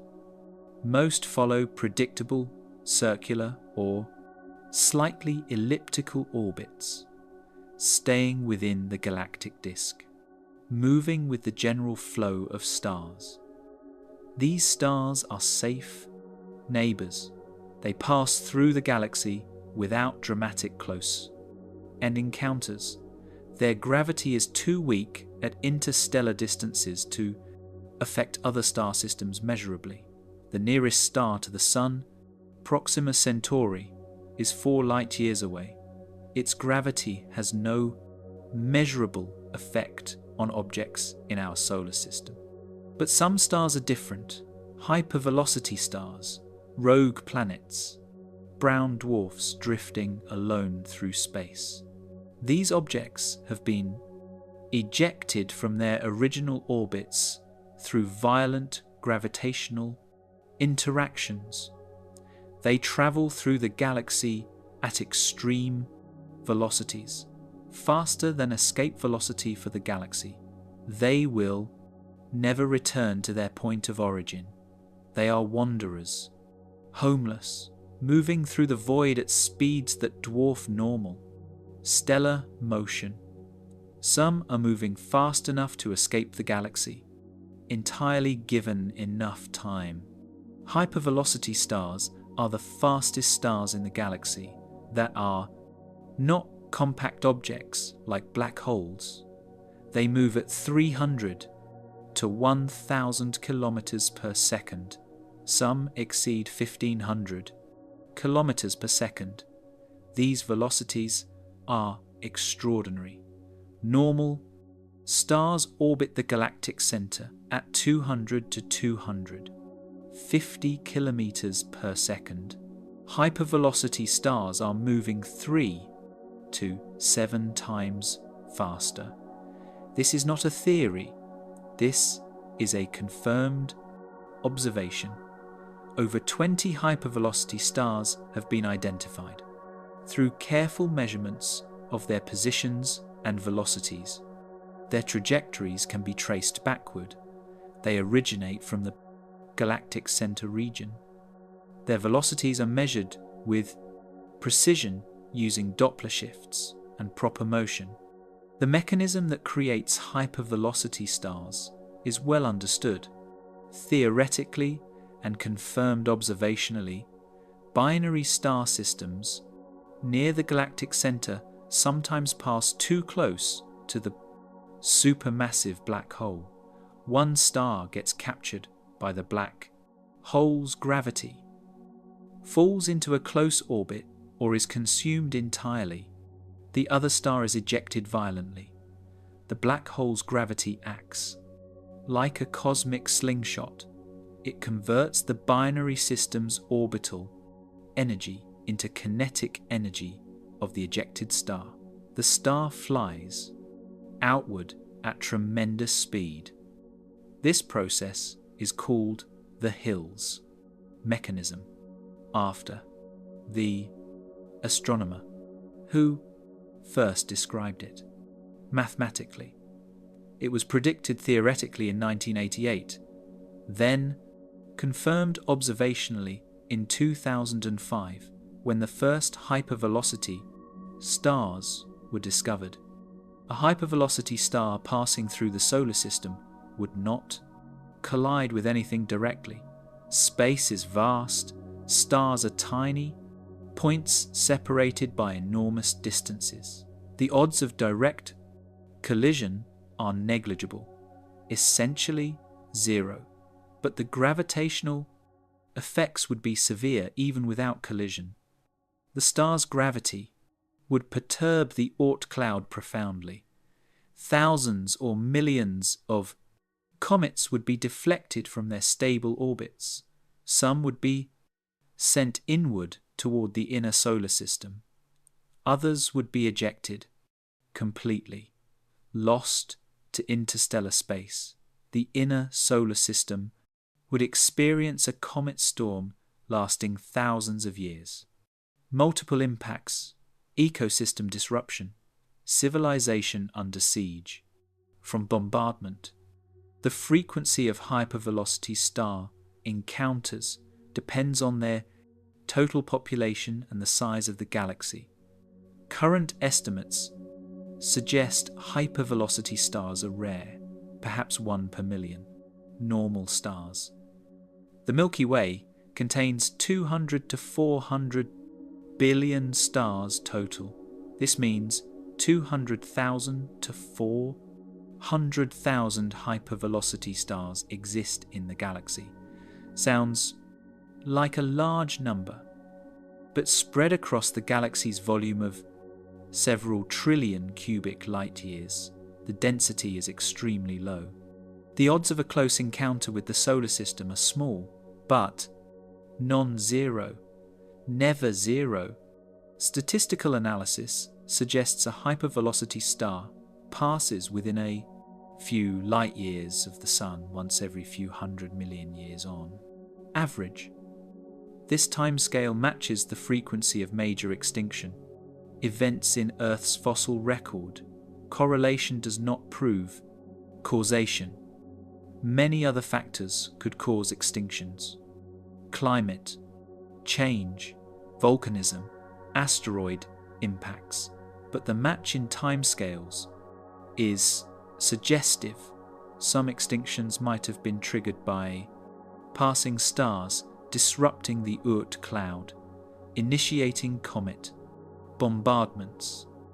The climate effects from multiple impacts over thousands of years would stress ecosystems severely.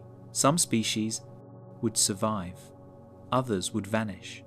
Brown dwarfs pose a similar threat.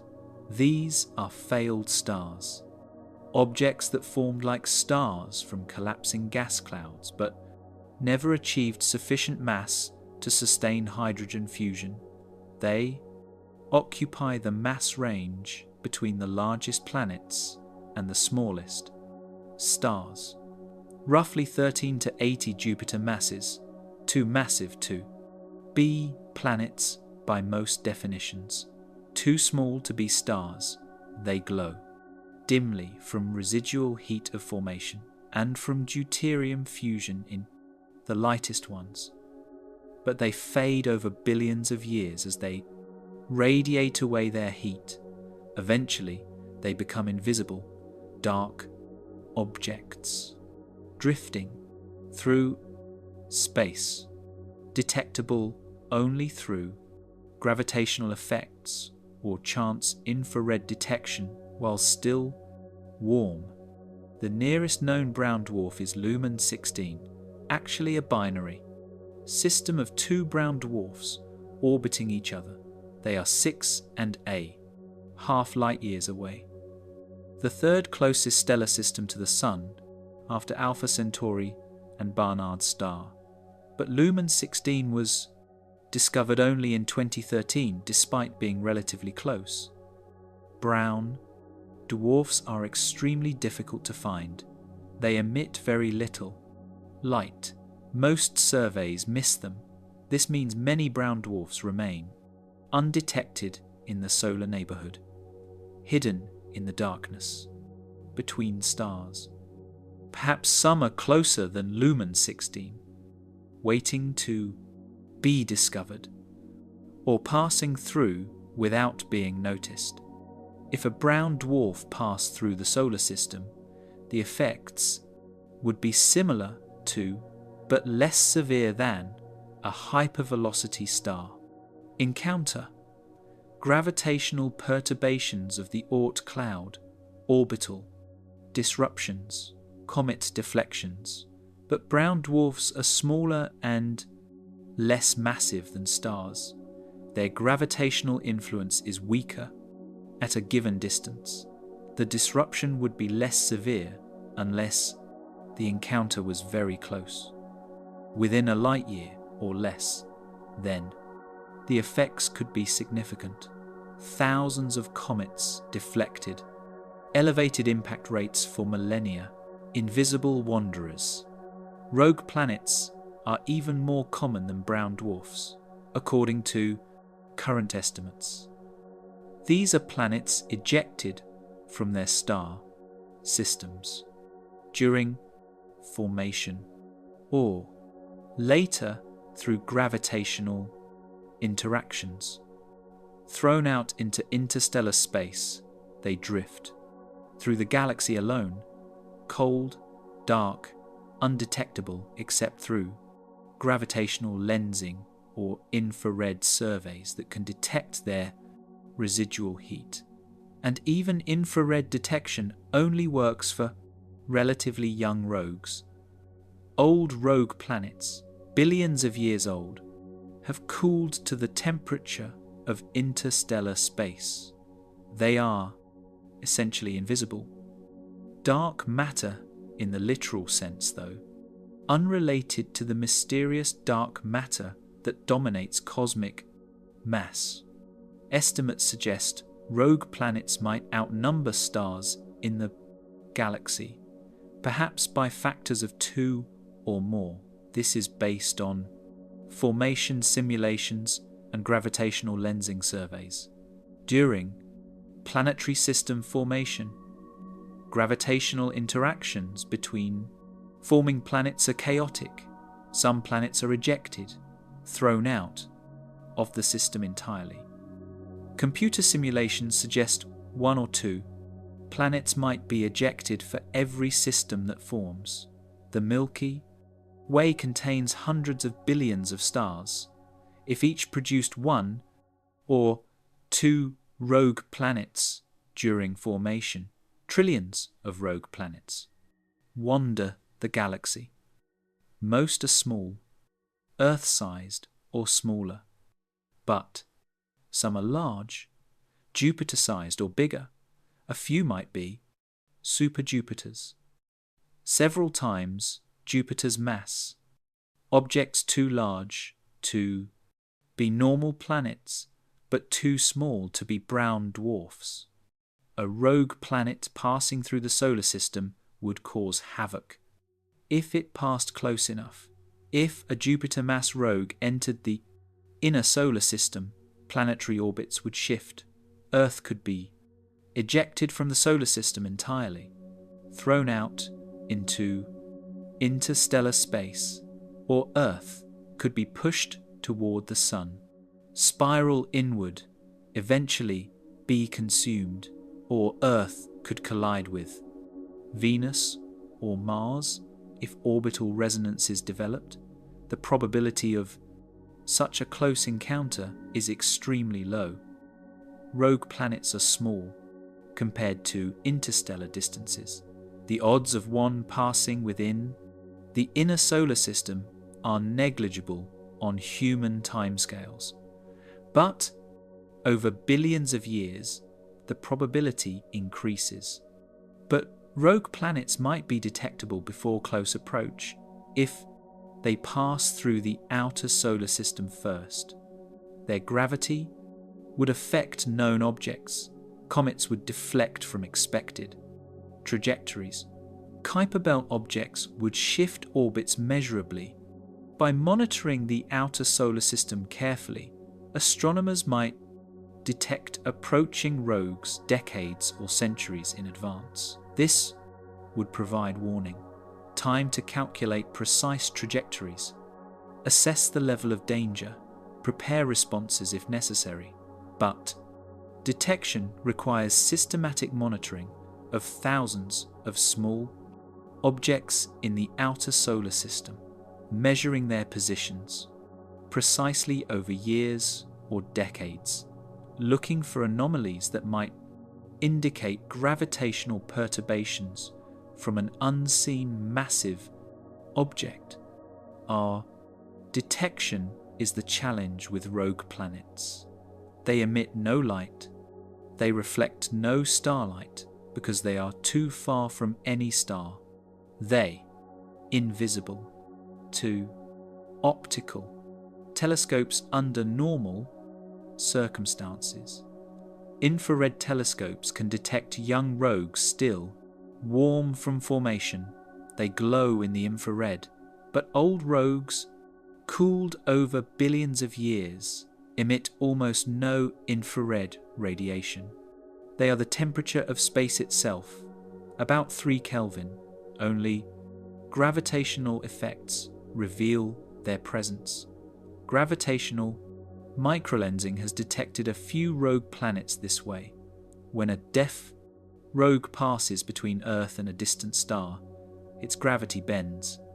The star's light creates a temporary brightening lasting hours too. The brightening is distinctive. The light curve reveals the lensing object's mass and approximate distance.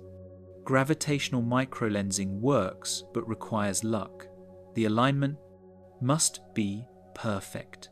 Earth, rogue planet, and distant star must line up almost exactly. This happens rarely. Each detection is unique, cannot be repeated. The rogue moves on. The alignment is lost. Building statistics requires years of monitoring millions of stars and waiting for rare lensing events. Several surveys do this. OGLE in Chile, MOA in New Zealand. They detect a few rogue planets per enough to estimate the total population, but not enough to map their distribution in detail. The Milky Way's structure includes features that might concentrate wandering objects in certain regions. The galactic spiral arms are denser regions, more stars, more planets, more rogues. Statistically, the Sun orbits the galactic center, completing one orbit every 225 million years. It passes through spiral arms periodically, every 100 to 150 million years approximately. During these passages, encounter rates increase slightly. The odds of passing near a hypervelocity star or encountering a rogue planet rise measurably. Not dramatically, but enough to be statistically significant over geological time. Some researchers have proposed that spiral arm passages trigger extinction events on Earth through increased comet bombardment. The timing roughly matches major extinctions which occur every 60 to 100 million years on average. But the correlation is weak. Many extinctions do not coincide with spiral arm passages, and some passages do not coincide with extinctions. The link is speculative. Multiple factors likely contribute to extinctions. Spiral arm passages might be one factor among many, not a sole cause, but a contributing stress. Another source of wandering objects is galactic mergers and interactions. The Milky Way is currently colliding slowly with the Sagittarius dwarf elliptical galaxy. This smaller galaxy is being torn apart by tidal forces. Its stars are mixing with ours. The process has been ongoing for hundreds of millions of years, will continue for hundreds of millions more. Some stars from Sagittarius have unusual orbits, high velocities, trajectories that cross the galactic plane at steep angles. They are not hypervelocity stars by definition, but they are moving faster than typical Milky Way disk stars. They increase encounter rates slightly add to the population of potential perturbers. In approximately 4 billion years, the Milky Way will collide with Andromeda. This is a confirmed prediction based on precise measurements of Andromeda's velocity and direction. The two galaxies are approaching at 110 kilometers per second.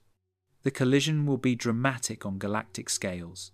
Stars from both galaxies will intermingle. Some will be ejected entirely. Thousands or millions of hypervelocity stars will be created. The encounter rate for any surviving planetary systems will skyrocket. But life on Earth will already be gone by then. The Sun will have entered its red giant phase, expanded to engulf Mercury. Possibly Venus, possibly Earth. The oceans will have boiled away billions of years earlier as the Sun gradually brightened with age. The threat from wandering objects is long-term, not immediate, not pressing on human timescales, but real over millions of years. Close encounters will occur. Some will be benign, stars or rogues, passing at several light years, minimal effects, barely detectable. Perturbations. Others will be problematic, objects passing within 1 light year, disrupting the Oort cloud significantly, triggering comet storms. A very few will be potentially catastrophic, objects passing within the inner solar system, disrupting planetary orbits. Such events are exceedingly rare, but not impossible over geological time. The dark unknown. The visible universe is not most of the universe. Ordinary matter, everything made of atoms, every star and planet and gas cloud, visible through any telescope, accounts for only 5% of the universe's total mass energy content. 5%. Everything we can see, touch, measure directly is a tiny minority. The remaining 95% is invisible, undetectable except through gravitational effects. It is divided into 2 components: dark matter at roughly 27%, dark energy at roughly 68%. Both are mysterious, both are everywhere, and both could pose dangers we do not yet understand. Mass energy. Dark matter makes up about 27% of the universe's total. It interacts gravitationally, but not electromagnetically. It emits no light, absorbs no light, reflects no light. It is completely invisible to telescopes, regardless of wavelength. We know it exists because galaxies rotate too fast.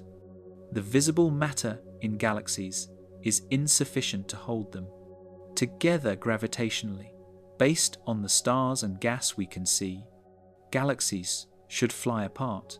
Their rotation speeds are too high, but they do not fly apart.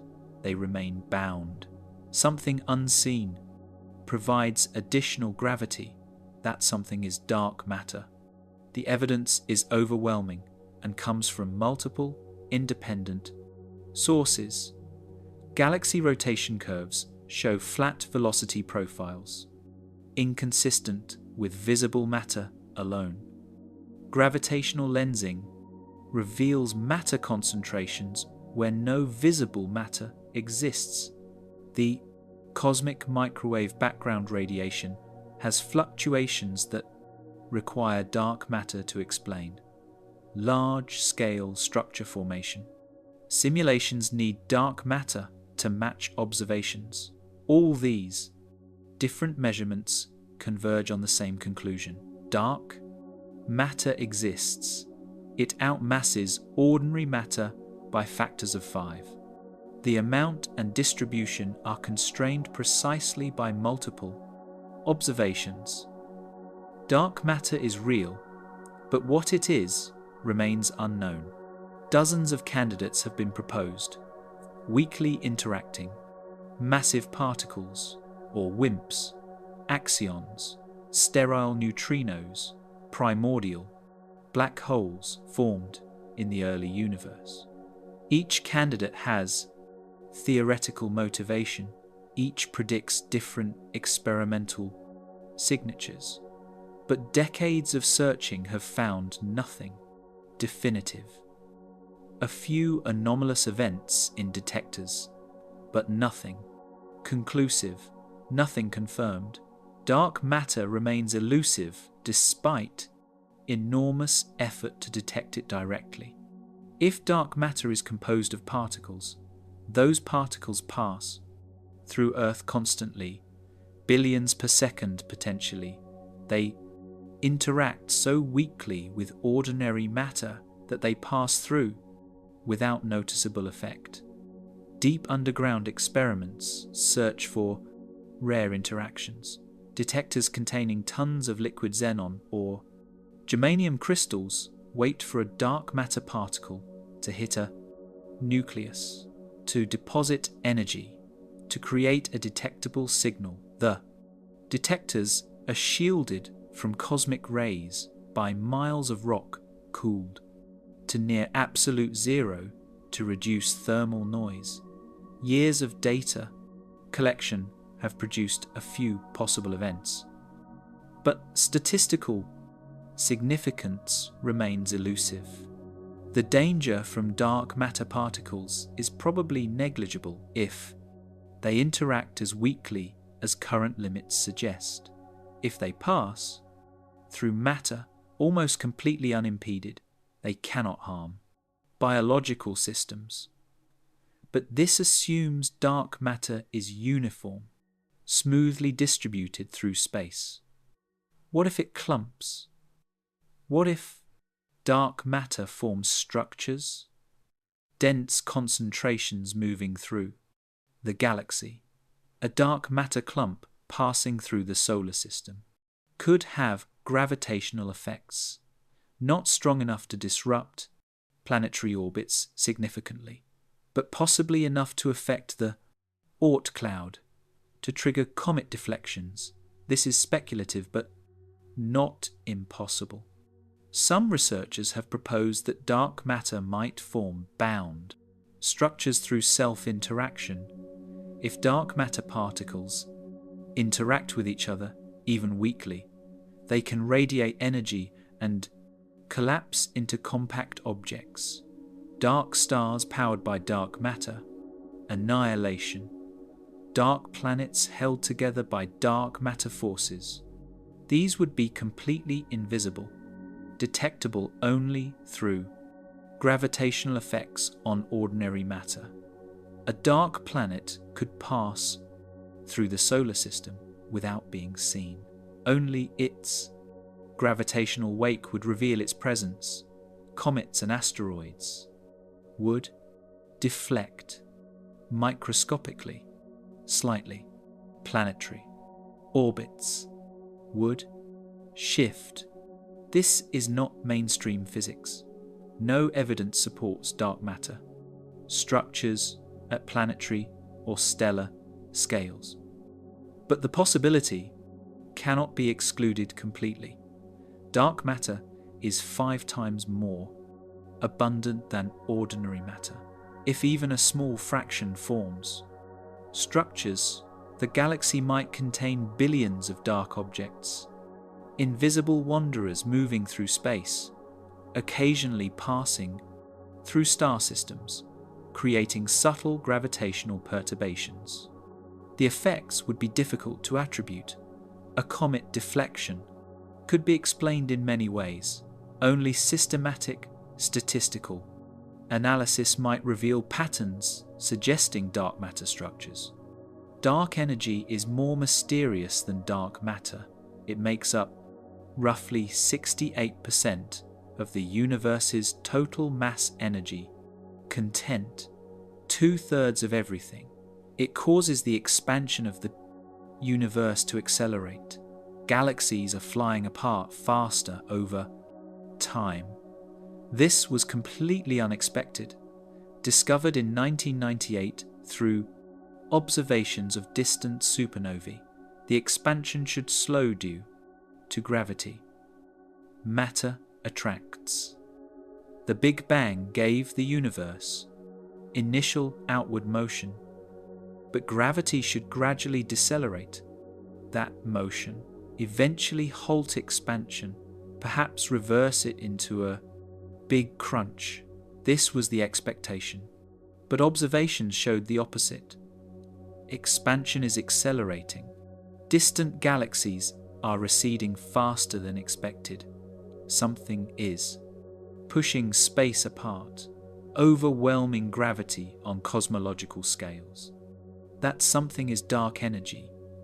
The term is a placeholder. We do not know what it actually is, only that it has this effect. The simplest explanation is the cosmological constant, a fundamental property of empty space predicted by general relativity, vacuum, energy. Space itself has energy density. This energy creates negative pressure, repulsive gravity, pushing everything apart. Vacuum catastrophe. But the cosmological constant has a serious problem: quantum field. Theory predicts vacuum energy should be enormous, 120 orders of magnitude larger than observed. This is the worst prediction in all of physics. The discrepancy is incomprehensible. Theory says the vacuum energy density should be 1 followed by 120 zeros larger than measured. If theory were correct, the universe would have exploded instantly. Space would expand so fast that atoms could not form. But the observed vacuum energy is tiny, just barely enough to cause the acceleration we measure. Why the discrepancy? Nobody knows. This is called the cosmological constant problem, one of the deepest unsolved problems in theoretical physics. Alternative explanations involve new fields beyond the standard model, quintessence, phantom energy, fields that change over time. That has dynamics. These could explain why dark energy has its observed value currently without requiring fine-tuning. The field started with some value, evolved over cosmic history, happens to have its current value now. These models are mathematically possible, but they introduce new questions. What field? Why would it have these properties? How does it evolve? Where does it come from? No answers are satisfactory. Every explanation raises more questions. Dark energy remains the deepest mystery in cosmology. The danger from dark energy is indirect on human timescales. It does not affect us locally. The solar system is gravitationally bound. Dark energy does not push Earth away from the Sun. The Milky Way is bound. Dark energy does not rip apart galaxies. Only on cosmological scales beyond galaxy clusters does dark energy dominate the dynamics. There, it pushes galaxy clusters apart, accelerates expansion, prevents structure formation on the largest scales. But locally, gravity wins. Structures remain bound. But if dark energy is not constant, if it increases over time, the future changes dramatically. Phantom energy models predict this. In these models, dark energy density grows. The equation of state parameter is less than the negative one. This creates runaway acceleration Eventually, dark energy becomes strong enough to overcome local gravitational binding. First galaxy clusters unbind, then galaxies, then solar systems, then stars and planets, finally atoms themselves. This scenario is called the Big Rip. The fault universe tears itself apart. Everything is destroyed, shredded by accelerating expansion. Current observations suggest dark energy is consistent with being constant, the cosmological constant, the simplest possibility. But the data has uncertainty. Measurements of the equation of state, parameter, give values close to negative ones, but not exactly. The error bars allow for small deviations.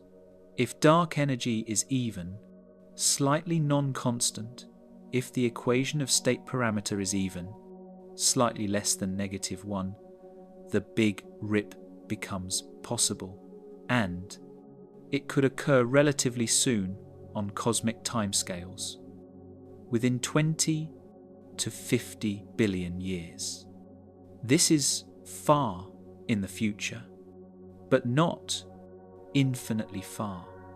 If the Big Rip happens, it ends everything. No escape, no survival, complete disintegration of all structures. Another possibility related to the vacuum is vacuum decay. This is different from dark energy, but equally concerning quantum field. Theory allows fields to have multiple stable states. The lowest energy state is called the true vacuum. Truly stable, cannot transition to anything lower. But fields can be trapped in false vacuum states, metastable states, local energy minima, stable against small perturbations, but not truly stable. Given enough time, quantum tunneling allows transition to the true vacuum. If our universe exists in a false vacuum, a transition could occur spontaneously. Quantum tunneling creates a bubble of true vacuum. The bubble wall expands at light speed. Everything the bubble touches is destroyed, not destroyed in the conventional sense of breaking apart, destroyed in the sense of ceasing to be possible. The laws of physics inside the bubble are different. The constants of nature have different values. Particles might have different masses. Forces might have different strengths. Atoms, as we know, them might not form. Or chemistry might not work.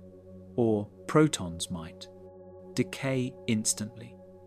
The details depend on which field transitions and by how much. Everything the bubble touches converts to the true vacuum state. Matter cannot survive the transition. It converts to something else.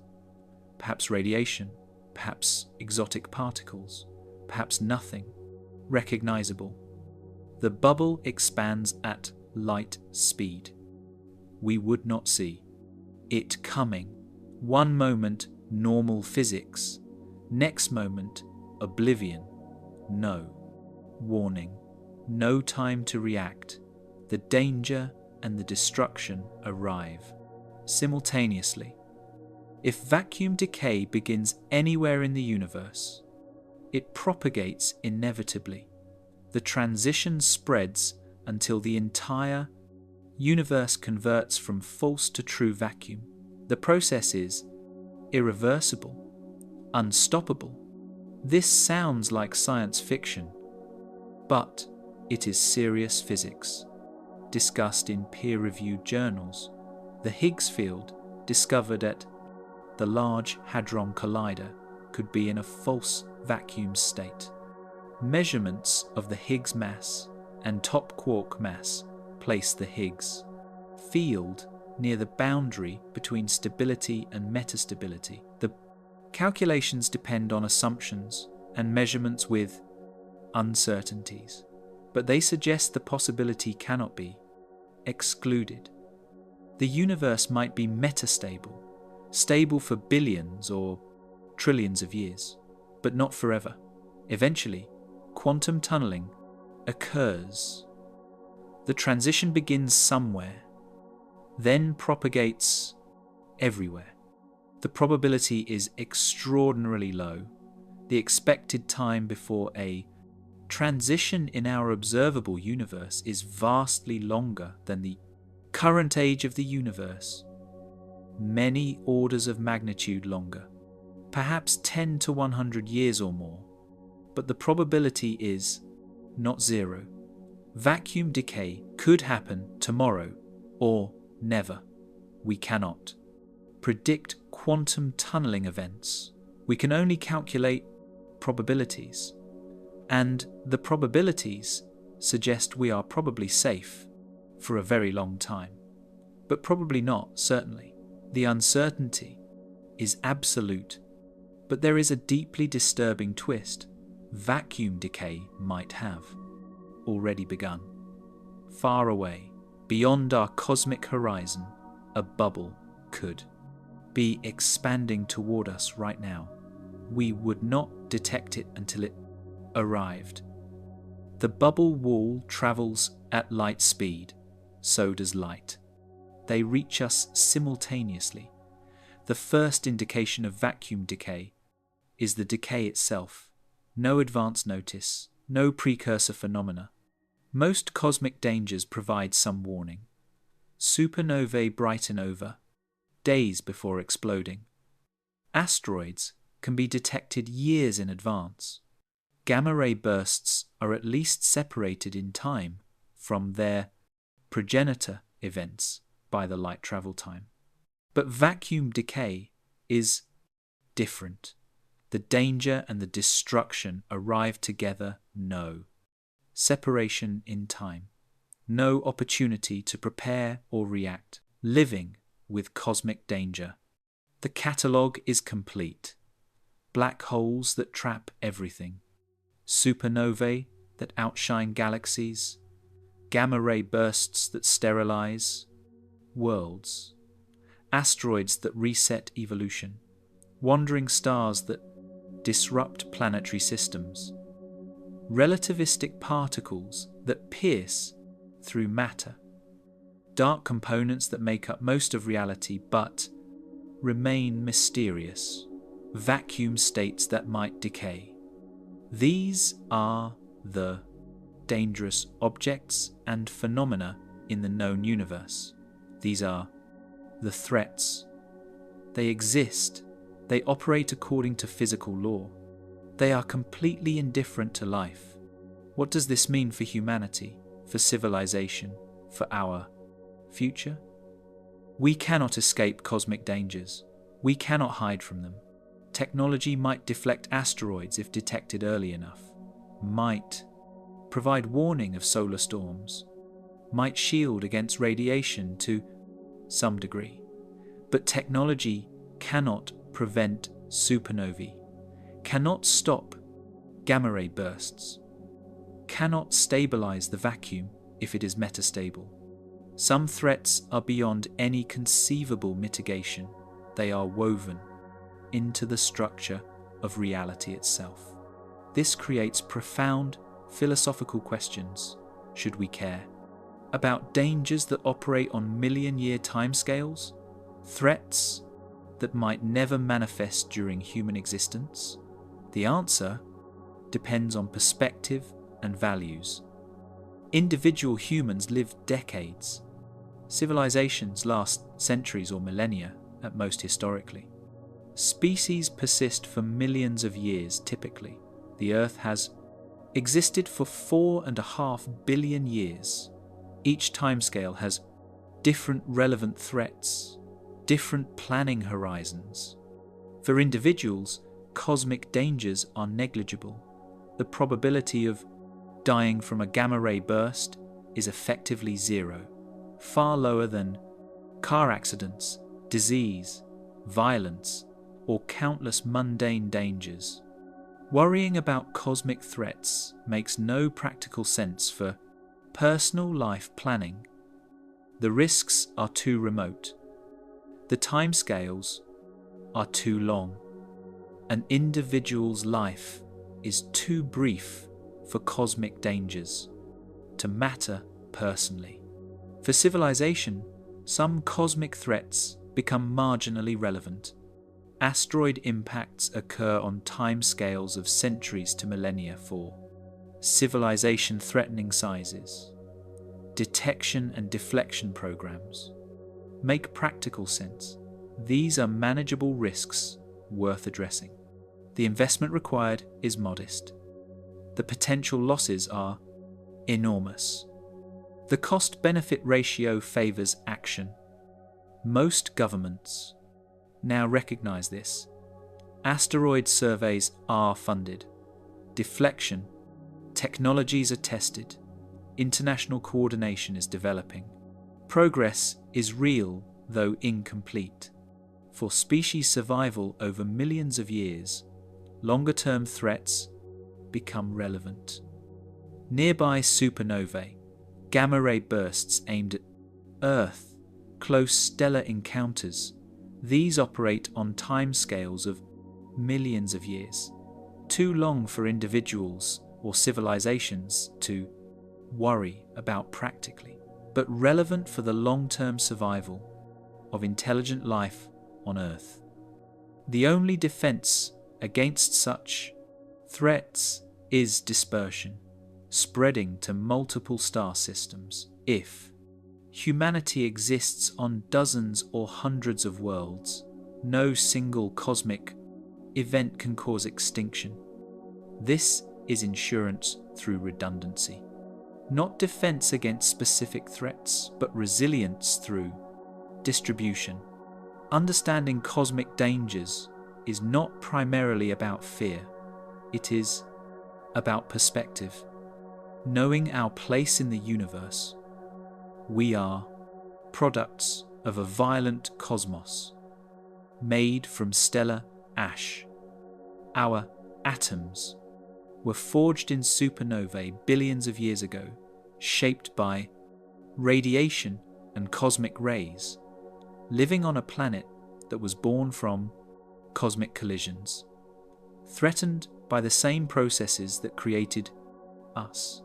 The universe is violent, the cosmos is dangerous, and yet life emerged, persisted, evolved complexity, developed intelligence. This occurred not because the universe is safe, but because life is resilient. We study the threats because we can, because understanding is possible, because knowledge is valuable regardless of whether it enables defense. We measure gamma rays from distant bursts, study black hole mergers through gravitational waves, track asteroids with telescopes, calculate supernova probabilities, theorize about vacuum decay. Not because we can prevent these phenomena, but because comprehension itself has value, because knowing what threatens us is better than ignorance, even if knowledge does not enable safety. The universe operates without malice or intent. Black holes do not hunt prey. Supernovae do not target anyone. Gamma-ray bursts do not aim at civilizations. These are natural processes, physics, playing out on cosmic scales, matter reaching extreme states, energy released according to fundamental laws. The danger is incidental, a side effect of how reality works, not personal, not intentional, just physics. This makes cosmic dangers profoundly different from human-created threats. Nuclear weapons exist because humans built them deliberately. Climate change accelerates because humans emit greenhouse gases knowingly. Pandemics spread partly through human behavior and population density. These threats can be addressed through human action, through policy changes, through technology, through social cooperation, but cosmic dangers cannot be negotiated with, cannot be legislated away, cannot be solved through international treaties. They are features of the universe itself, unchangeable by human will. The appropriate response is not paralysis or despair, not resignation or nihilism. The cosmos is dangerous, but it is also comprehensible. Every threat described follows known physics.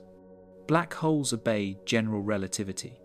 Supernovae follow stellar evolution models. Gamma-ray bursts emerge from understood mechanisms. Asteroids move according to orbital mechanics. Even dark matter and dark energy, mysterious as they remain, reveal themselves through gravitational effects we can measure. Vacuum. Decay, if possible, follows quantum field theory. Everything is potentially understandable, even if not controllable. Cosmic perspective.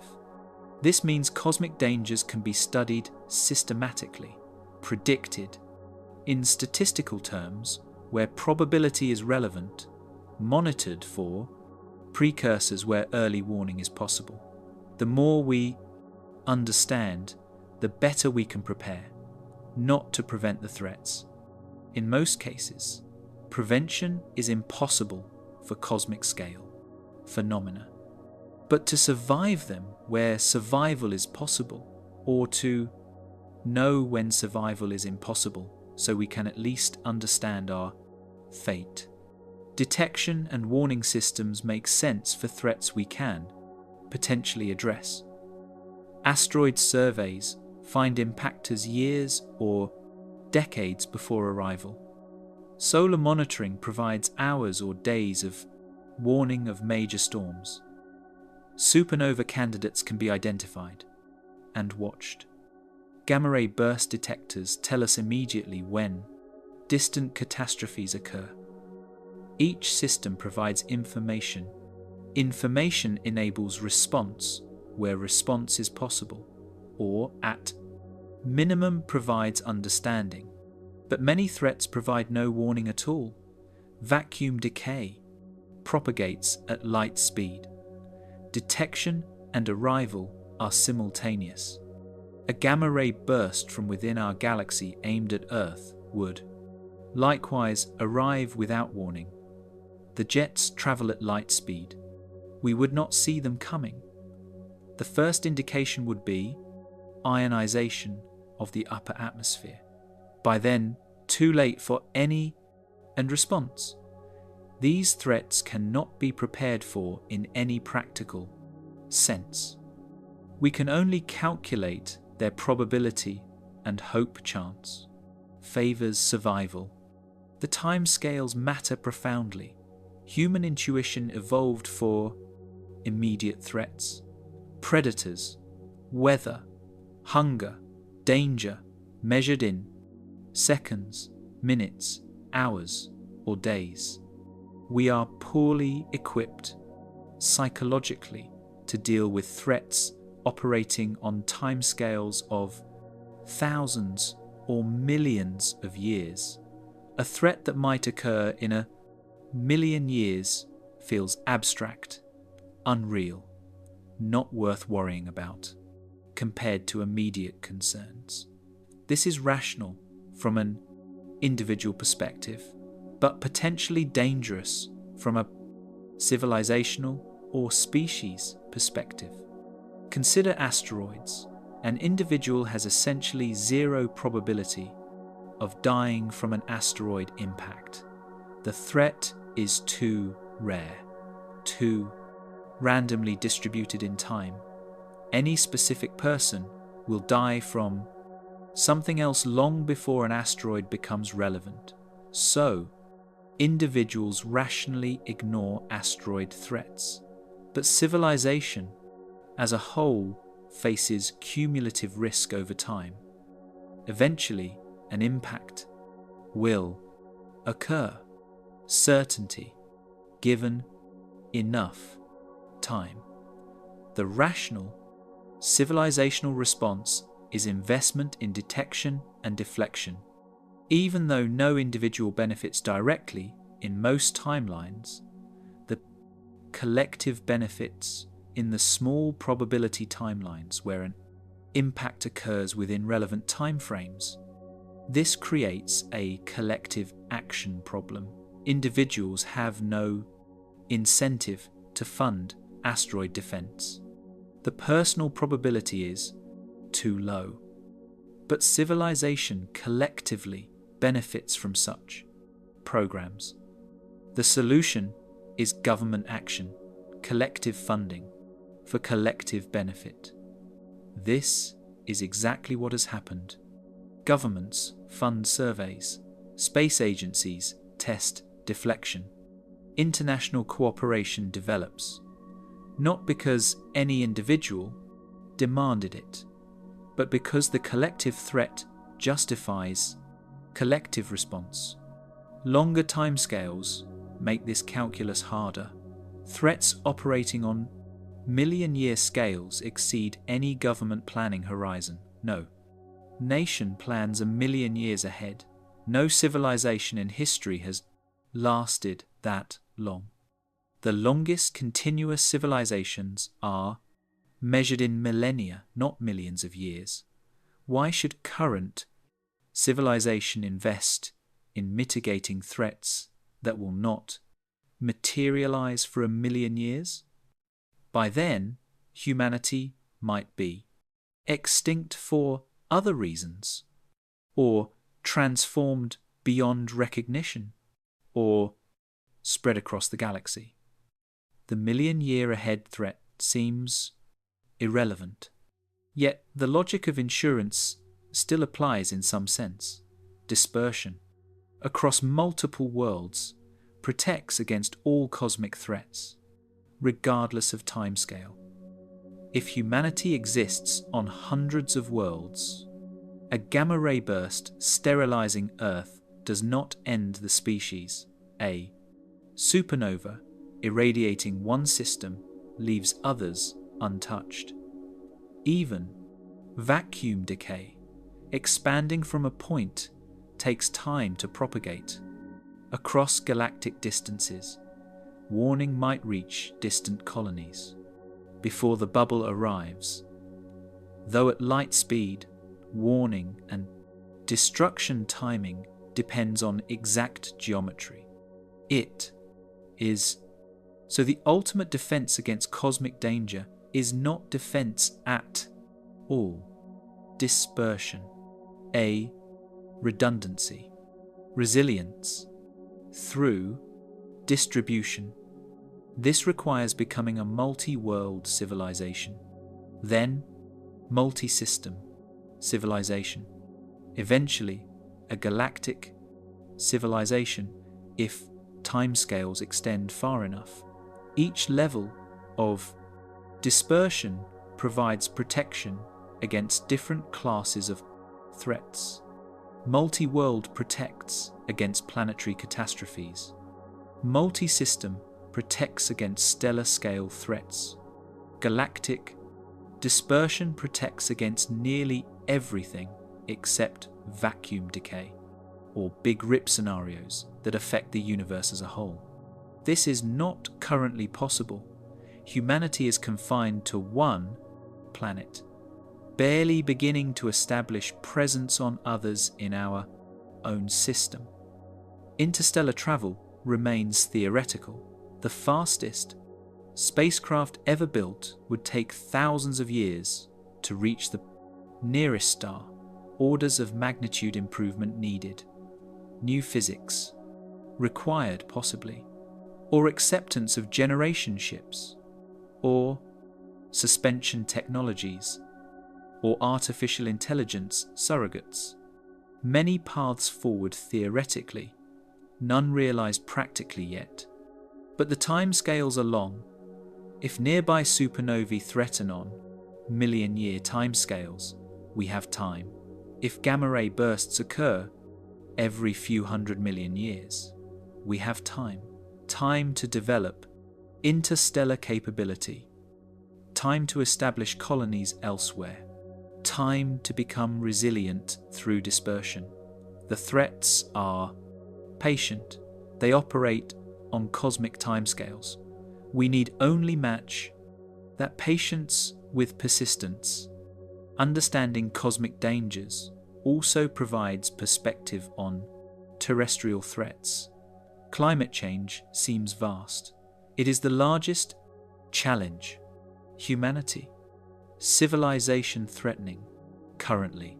But climate faces change, potentially operates on timescales of decades to centuries, and it is solvable in principle, human-caused, therefore amenable to human solutions. Technology exists or is being developed. The challenge is collective will and coordination, difficult but possible. Nuclear war is potentially faster. Civilization could end in hours. If nuclear arsenals deployed fully, millions died immediately. Billions potentially from nuclear winter and aftermath. But nuclear war is preventable. Weapons can be dismantled. Treaties can be strengthened. Conflicts can be resolved through means other than violence. The threat is entirely human-created, therefore entirely under human control. If we choose control, pandemics could emerge naturally or through human error or malice, could spread globally in weeks, kill millions, disrupt civilization. But pandemics are addressable through public health measures, vaccines, treatments, behavior changes. Science can study pathogens, develop countermeasures. Society can implement containment. The challenge is preparation and coordination, not easy but feasible. Artificial intelligence might pose risks as it becomes more capable, unaligned, goals, unintended, consequences, power, concentration. But AI is human-created, designed by humans, guided by human choices. The risks can potentially be managed through careful development, safety research, governance structures, ethical frameworks. The challenge is foresight and wisdom, not inevitable outcomes. All these terrestrial threats are addressable in principle, all to operate on human timescales. All involve human agency. All can be influenced by human choices. Cosmic threats are fundamentally different, not addressable, not influenced by human will, operating on inhuman timescales. This contrast provides perspective. The problems we create are solvable. The problems the universe poses are mostly not. But the universe's problems are also mostly remote, operating on timescales that give us time if we survive our self-created crises. Final accounting. This is not a story of triumph over adversity. It is not a narrative where human ingenuity overcomes all obstacles. Some obstacles are insurmountable. Some dangers cannot be defeated. The universe is not designed for our survival. It is not hostile, but it is not friendly either. It simply is, operating according to physical law, indifferent to outcomes, indifferent to life. indifferent to consciousness, indifferent to everything except mathematics and causality.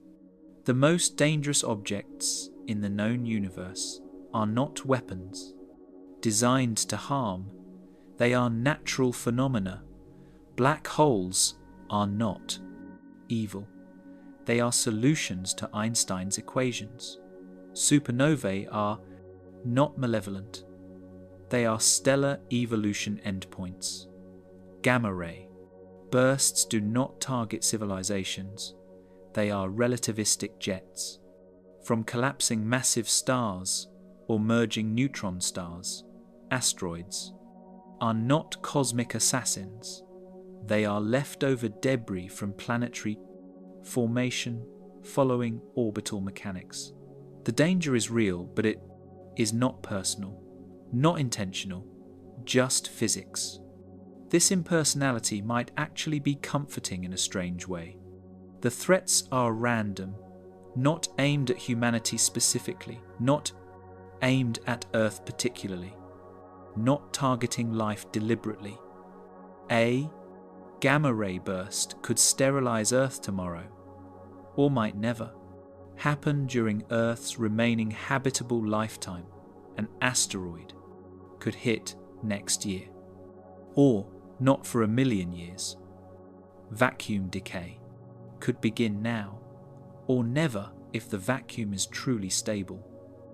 The uncertainty is total, complete, absolute, but uncertainty cuts both ways logically.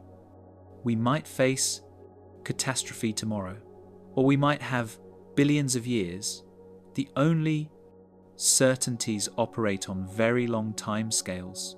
Earth will eventually be hit by another large asteroid, guaranteed over hundreds of millions of years. The Sun will eventually become a red giant, guaranteed in 5 billion years. The galaxy will eventually collide with Andromeda, guaranteed in 4 billion years. These are not probabilities. These are certainties. The only questions are timing and whether anything will be present to experience them. For now, we observe, we measure, we catalogue the threats systematically. We study the mechanisms carefully. We calculate the probabilities as accurately as possible with available data. And we live with the knowledge that we are fragile, that our planet is vulnerable, that our civilization could end without warning due to events beyond our control or even our comprehension.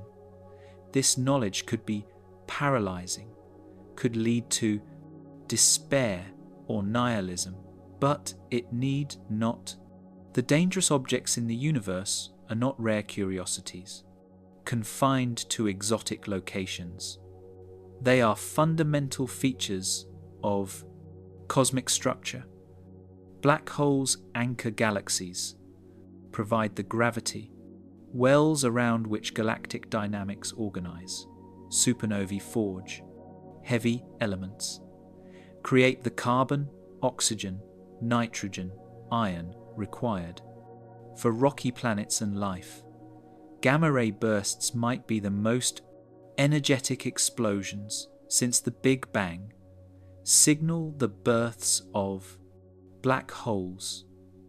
Asteroids and comets delivered water to Earth, possibly organic molecules, the raw materials for life. Cosmic rays drive mutations, provide one engine for evolution. Dark matter shapes large-scale structure, enables galaxy formation. Dark energy drives expansion, determines cosmic geometry and fate. These phenomena are not aberrations, not mistakes, not glitches in an otherwise safe universe. They are how the universe works. They are the mechanisms by which cosmic structure forms and evolves. They created the conditions for life. The same processes that threaten life also enabled it. This is not ironic, not contradictory, just reality. The universe is simultaneously creative and destructive, builds and tears down, forges complexity, and reduces it to simplicity, all following the same physical laws.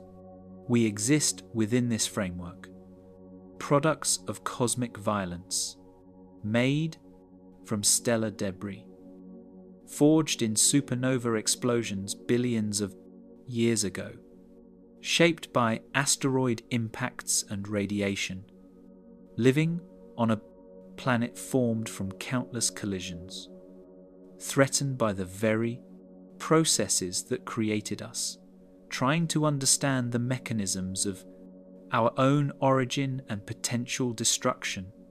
This is the human project.